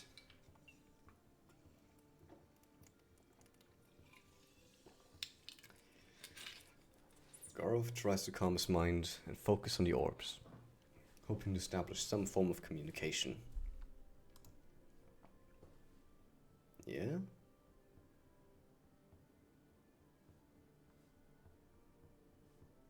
Suddenly one of the orbs darts towards him, changing direction erratically, as if trying to evade his gaze. The other orbs The other orbs follow suit, waving around him in a dizzying dance. I was trying to like do some kind of ritual.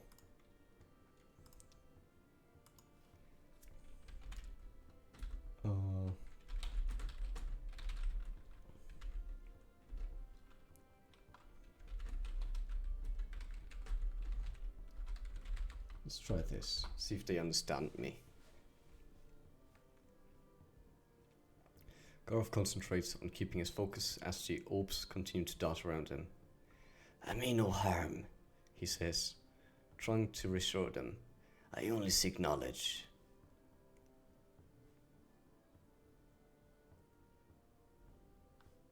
The orbs seem to slow down their movement as Garov speaks, the whispers becoming less frantic. Finally they settle onto the altar, the glow flickering softly. Oh, whoops.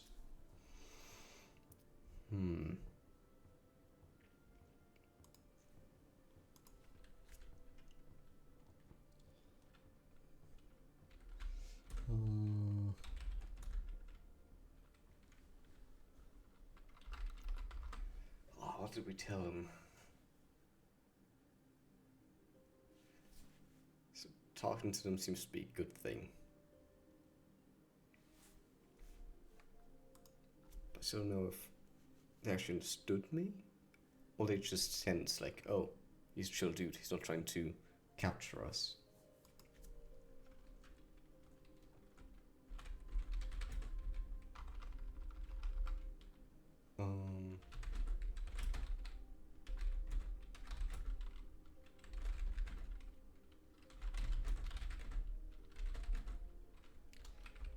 Let's see.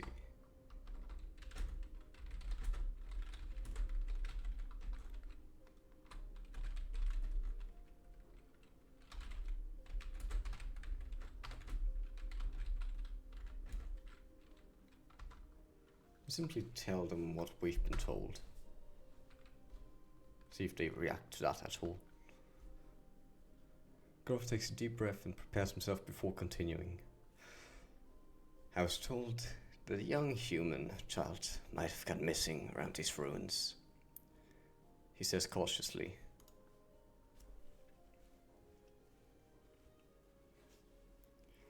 The orbs seem to react to Garov's words, the whispers growing louder and more insistent. After a moment they begin to float up from the altar, forming a swirling vortex of light.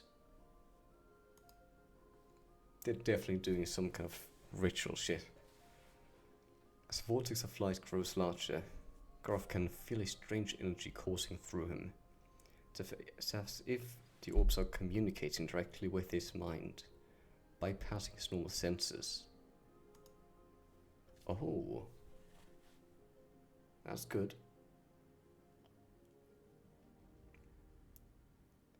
As the vortex of light engulfs Garov, he feels himself being pulled into a state of deep meditation.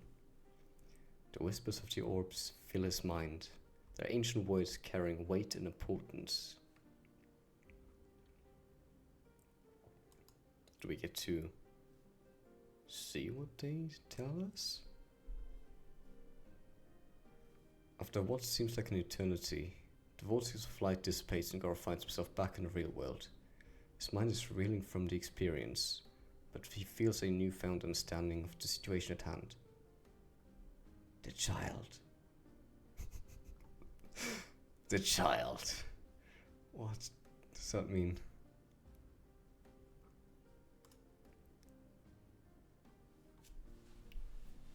Garov's voice is thick with realization.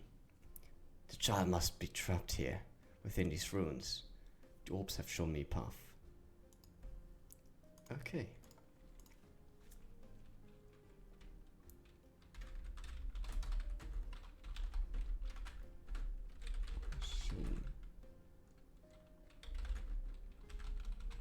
Follow it. So that's right. So it actually is trapped here somewhere. Garov closes his eyes, recalling the path that the orbs had shown him. It leads deep into the heart of the ruins, towards a section that has been sealed off for centuries.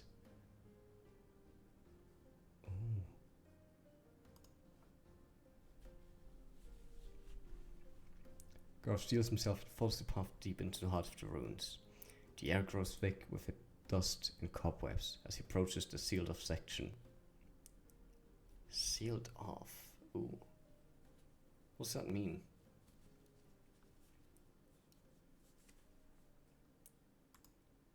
Well, let's just keep going. See where that takes us. Garth carefully makes his way through the sealed off area, his sword at the ready. The air feels charged with magic. He can sense that whatever lies ahead will be no ordinary challenge. Okay. Charged with magic.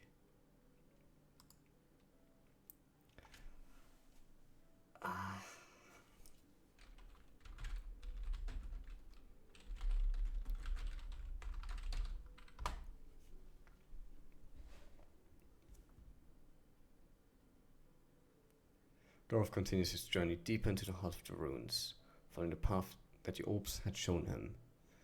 The air grows thick with magic and he can feel the weight of centuries of history bound down on him.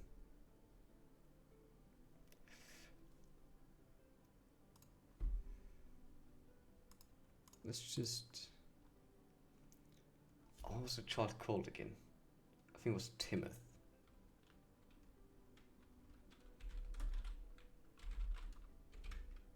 Let's just shout for the child.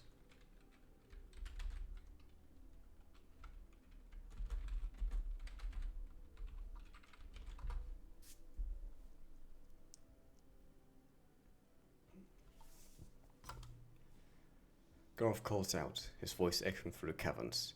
Timoth, are you here?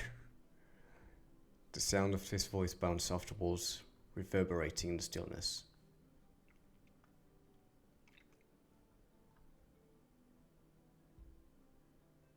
From the depths of the ruins, a small voice can be heard whispering, "Help me." Garth follows the sound, his heart pounding in his chest. As he rounds a corner, he sees a small figure huddled in the shadows. Okay. Let's carefully approach The figure.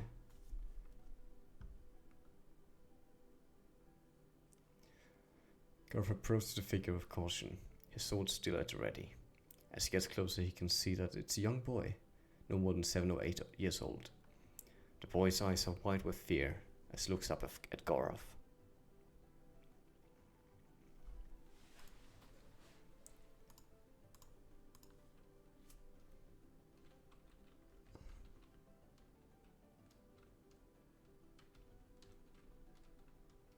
Let's see.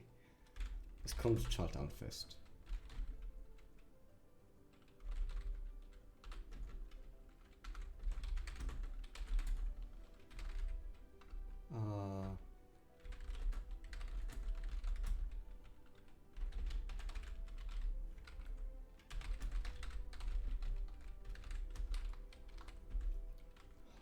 Sent by Harkin. I think that was his name.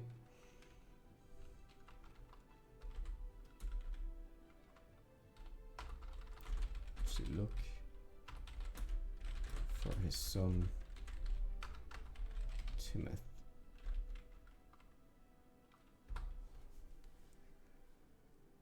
Let's see if the boy responds to that name. Garth kneels down next to the boy, trying to reassure him with a gentle smile. Fear not, child. I was sent here by the tavern owner Harkin to find his son Timoth. Are you him? I also love when the AI also kind of adds a tiny bit to your own speech, just to make it a bit better or easier to bounce off of in some way. The boy shakes his head, his eyes darting around the cavern. No, he whispers. But my brother is. His name's Garth. Wait, what? Garth's eyes widen in surprise. Timoth? He asks disbelievingly. I think the AI messed up here and used my character's name instead of Timoth's name. Okay, so the boy is not Timoth, but it's Timoth's brother.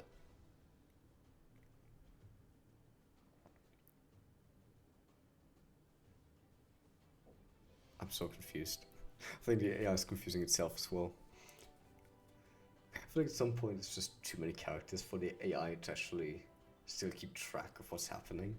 Especially if they all have different names.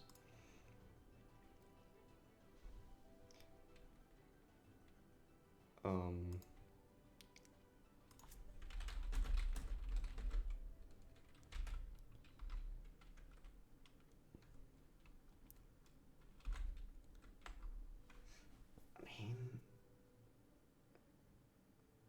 I don't know if I can promise a kid, even if it's not Timoth. I want Tim to get out of it because it seems like he's trapped in here. But why is he trapped? I could just enter it quite easily. But it's supposed to be magic around here.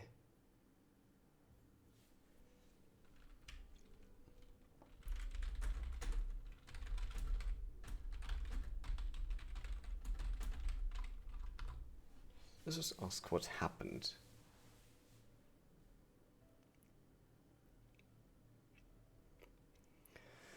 Garth listens intently as a young boy named Timoth tells him about his life in the ruins and his encounters with the orbs. Yeah, things are getting messy now. This is where the AI is getting a bit all over the place. In fact, I'm curious. We can have to retry.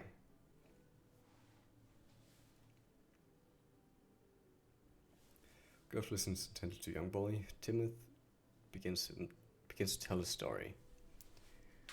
It seems that Timoth had been exploring the ruins with his older brother when he stumbled upon a hidden chamber. So I think we are talking to Timoth right now.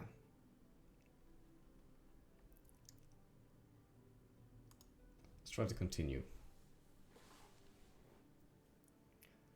In that chamber was an ancient artifact, glowing with an eerie light.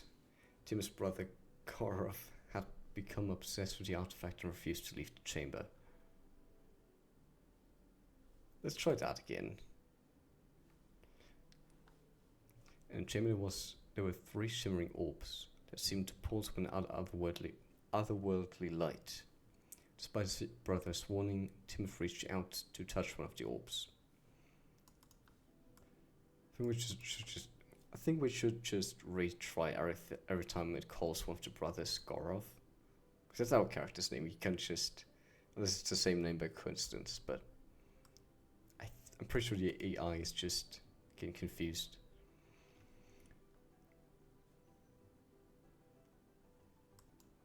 Okay, so they touch the orbs. The orb flashed brilliantly, blinding him momentarily. When he came to, he was all alone, trapped in the ruins with no way out. Garth listens intently, his heart heavy with concern for the young boy.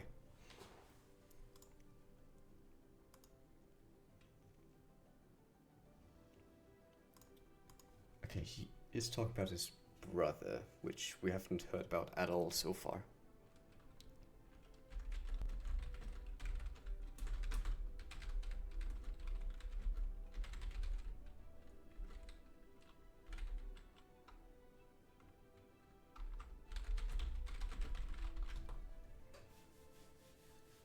I'm very confused about the story this kid's telling me right now. Garth leans in, his brow furrowed in concentration, as he listens intently to Timoth's story.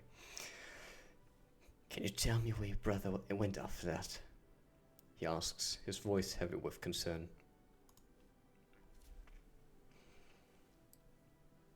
Oh boy. Timoth shakes his head, his eyes filling with tears. I don't know, He whispers. One moment he was there, and next he was gone. Just like you appeared out of nowhere. Is that the magic we sensed then? Maybe it was like teleportation magic, but the kind that you don't know you're being teleported.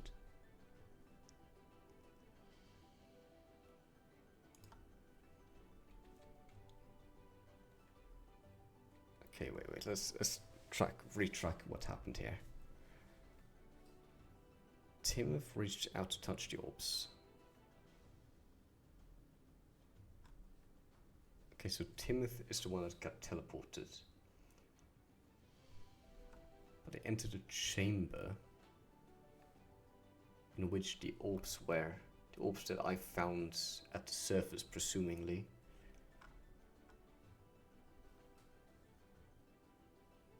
Oh boy. I'm really trying to make sense of this. Let's finish this. One moment he was there, and next he was gone. Just like you appeared out of nowhere.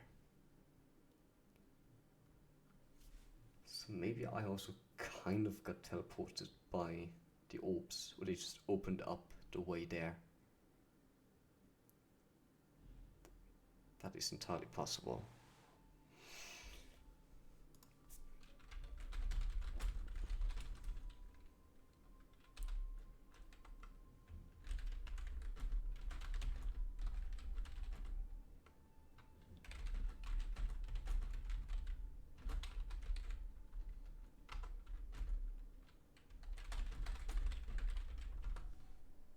There. Garth stands up, offering a hand to the young boy. Alright, let's first try to get out of this place. What do you say? He asks, his voice calm and reassuring.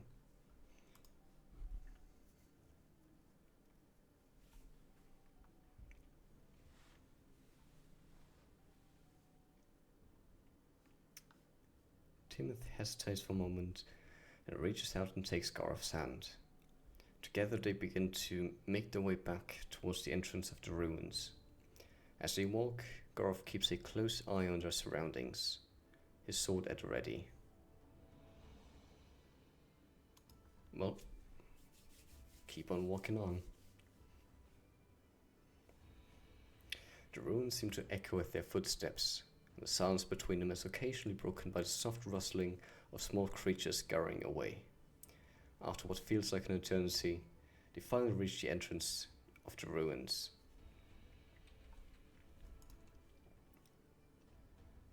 That's awesome.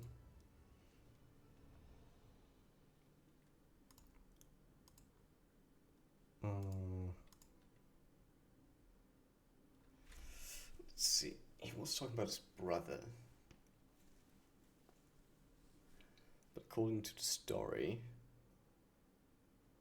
the tavern owner only lost one son, Timoth, which is the one we have right here. Let's just reassure the AI as well That we have Timoth with us now.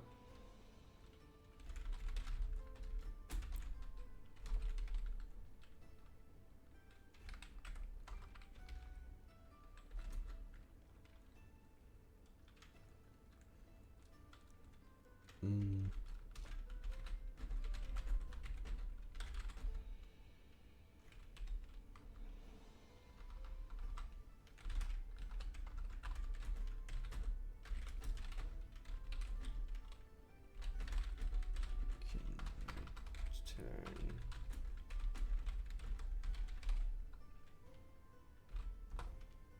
Oh wait, I should put on do not say.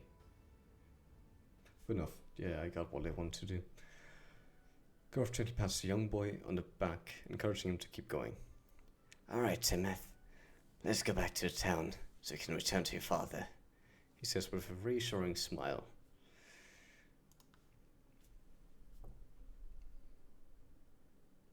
The young boy nods, his small hand squeezing Garth's in gratitude. Together they make their way out of the ruins back towards the town.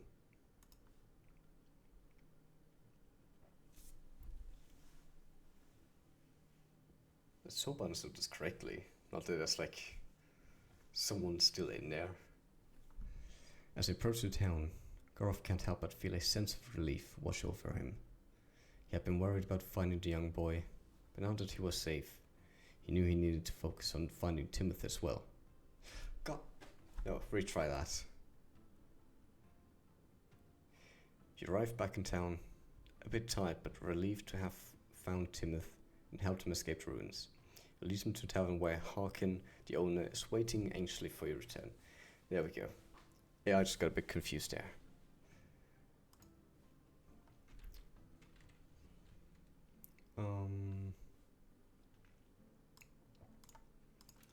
Let's just...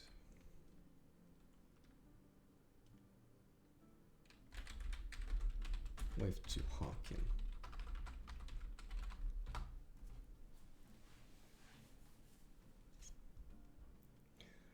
We found him, you say, relief evident in your voice. He's safe now. Harkin rushes over, his face breaking into a huge smile of gratitude. You have no idea how much this means to me. It's hard to make like a gratitude voice with a deep voice. Right, let's... Oh, my voice actually getting tired though. Jesus Christ. Just happy to help. You say with a nod. He is a young man himself. I step aside, revealing Timoth. Harkin kneels down and scoops the boy up into a tight hug. Thank you, sir.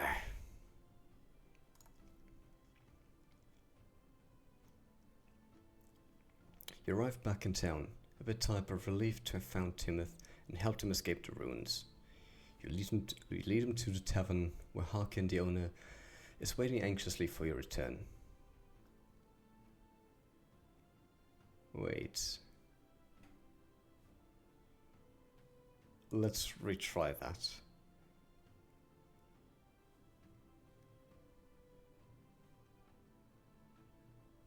Okay, let's go back a step.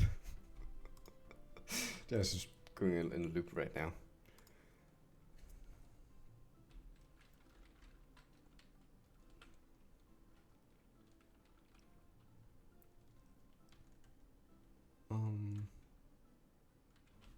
Let's just ask Harkin because in the Adventurers Guild, they did say there was several people missing. So I'm not sure. Well, let's just ask Harkin.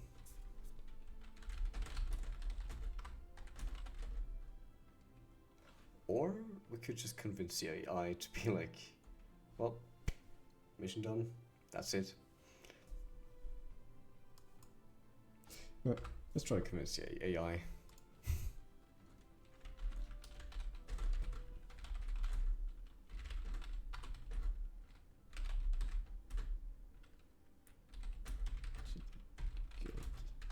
Then take care. There.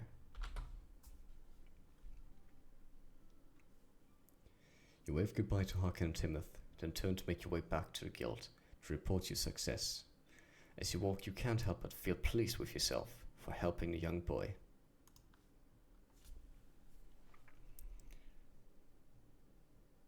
Alright, that's very nice. Goroth listens intently, his heart heavy with concern for the young boy. Wait.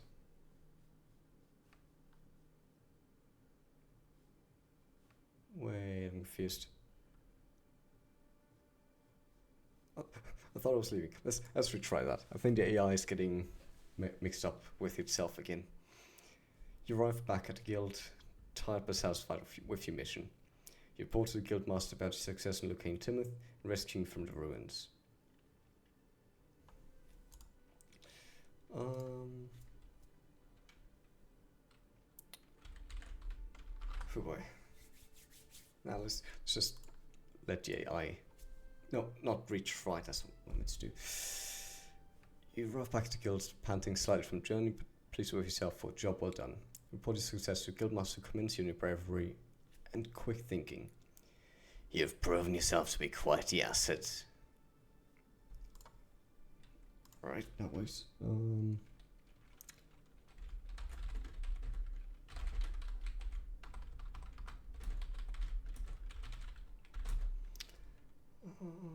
Let's see.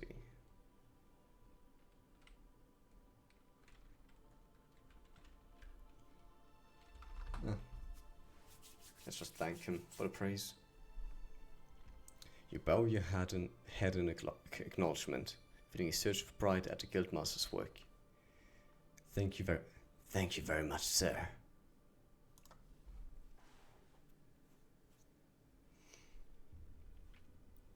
You wave goodbye to Harkin and Timoth, then turn to make your way back to the guild. No, the AI is backstepping again.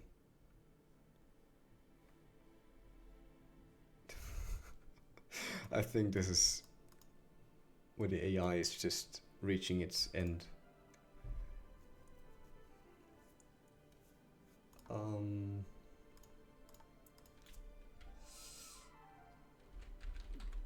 Quests, my payments,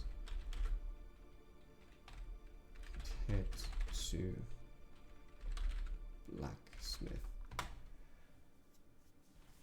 I have a feeling the AI is just not gonna remember much about blacksmith. Ask for payment, and after receiving it, head to the blacksmith to purchase some new equipment. As you walk, you can't help but feel a sense of accomplishment and excitement for the future adventures that await you.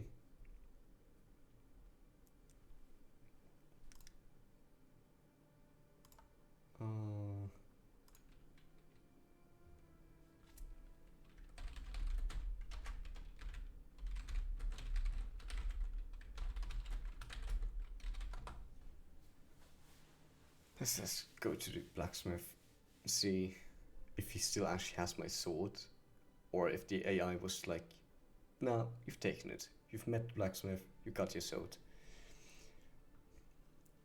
Inside a dimly lit hut, you can see the blacksmith hard at work, his hammer striking the hot metal in a rhythmic pattern. Clear the throat to get his attention.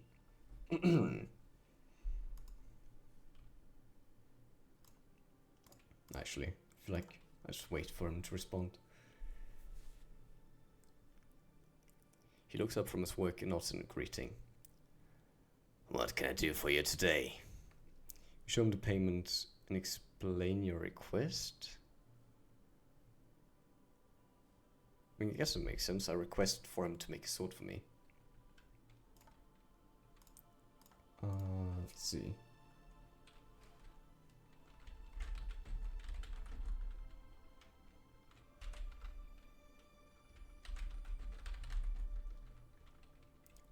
You said...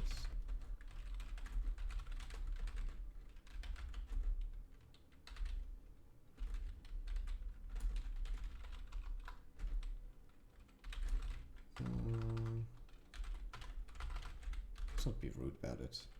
Did you manage to finish it?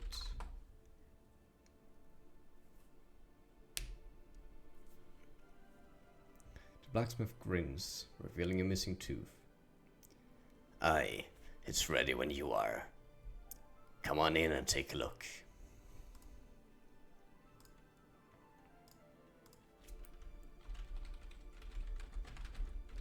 Let's follow the blacksmith, so he can show us our mighty dragon scale sword. You follow the blacksmith into his workshop, where he points to a shiny new sword hanging on the wall. What do you think? He asks eagerly. You walk over to inspect the sword. Nothing expert craftsmanship. Wait. You walk over to inspect the sword, noting the expert craftsmanship that went into its making.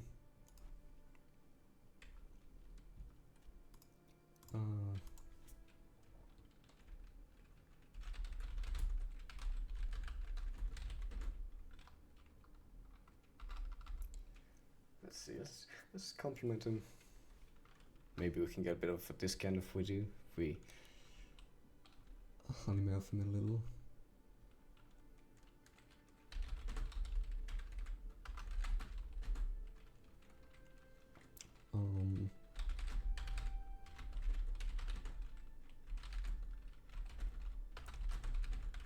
Let's remind the AI that we gave him dragon scales for it.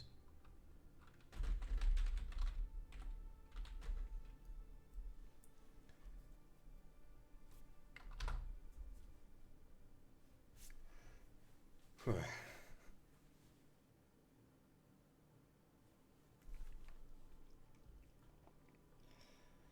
blacksmith chuckles proudly. Ah, it was no easy task, I can tell you that. But it was worth it to see the satisfaction on your face when you saw the result. He hands you the sword, hilt first. Here you go.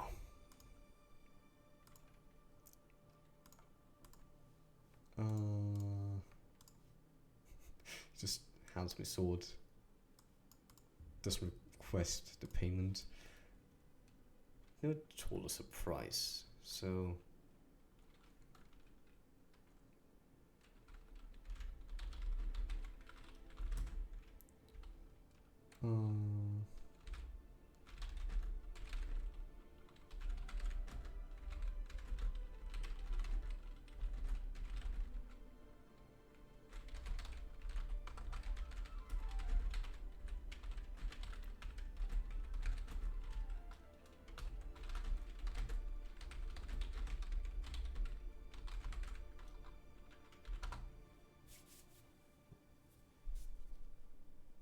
Let's see. The blacksmith laughs heartily. Oh, don't worry about the price. Consider it a gift from me to you, for job well done. He pats you on the back, his hammer ringing against his leather apron. It's free.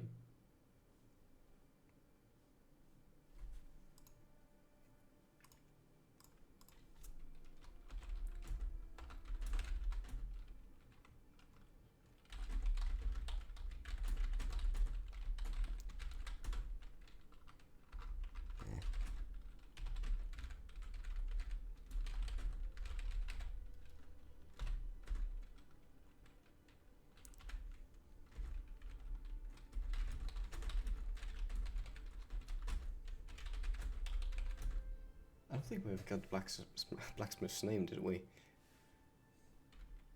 Just take care, blacksmith.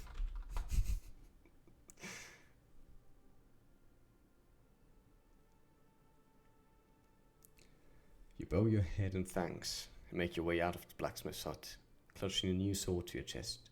As you walk away, you can feel the weight of the blade, knowing that it will serve you well in future adventures.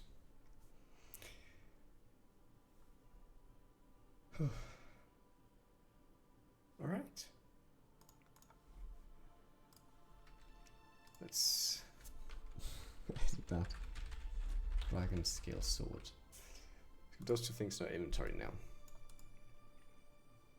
Sword was free, so we didn't lose money on that. Wait, I didn't update that earlier. I gave away 2 gold coins, so I don't think the AI will remember that, but that's gonna be fine for now. And I think that makes a nice closing point.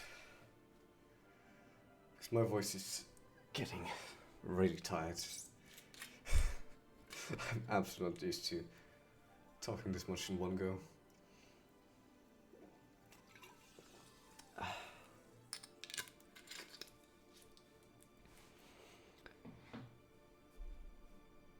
I think, yeah, this is just saved like that. I can always come back to it.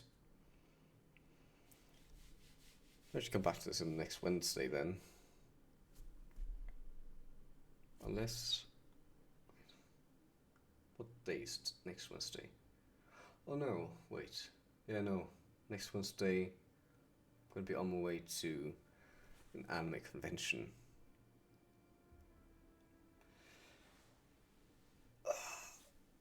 So I guess I'll be missing out on some streams then. Yeah, like that.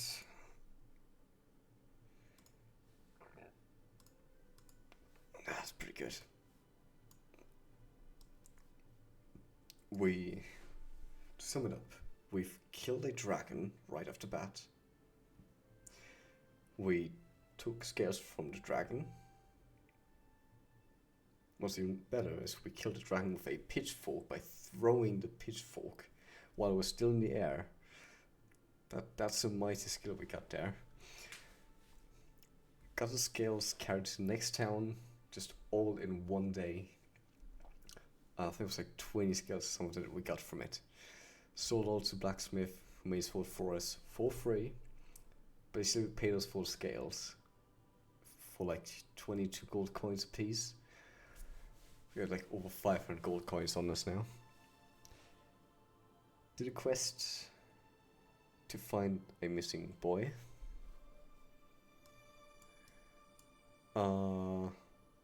found out that there's some magic in this world, some magic orbs, which we could maybe even try to get back to at some point.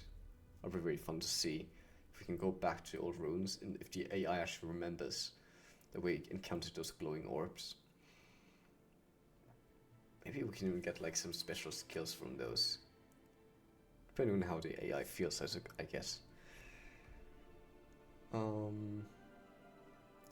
Yeah.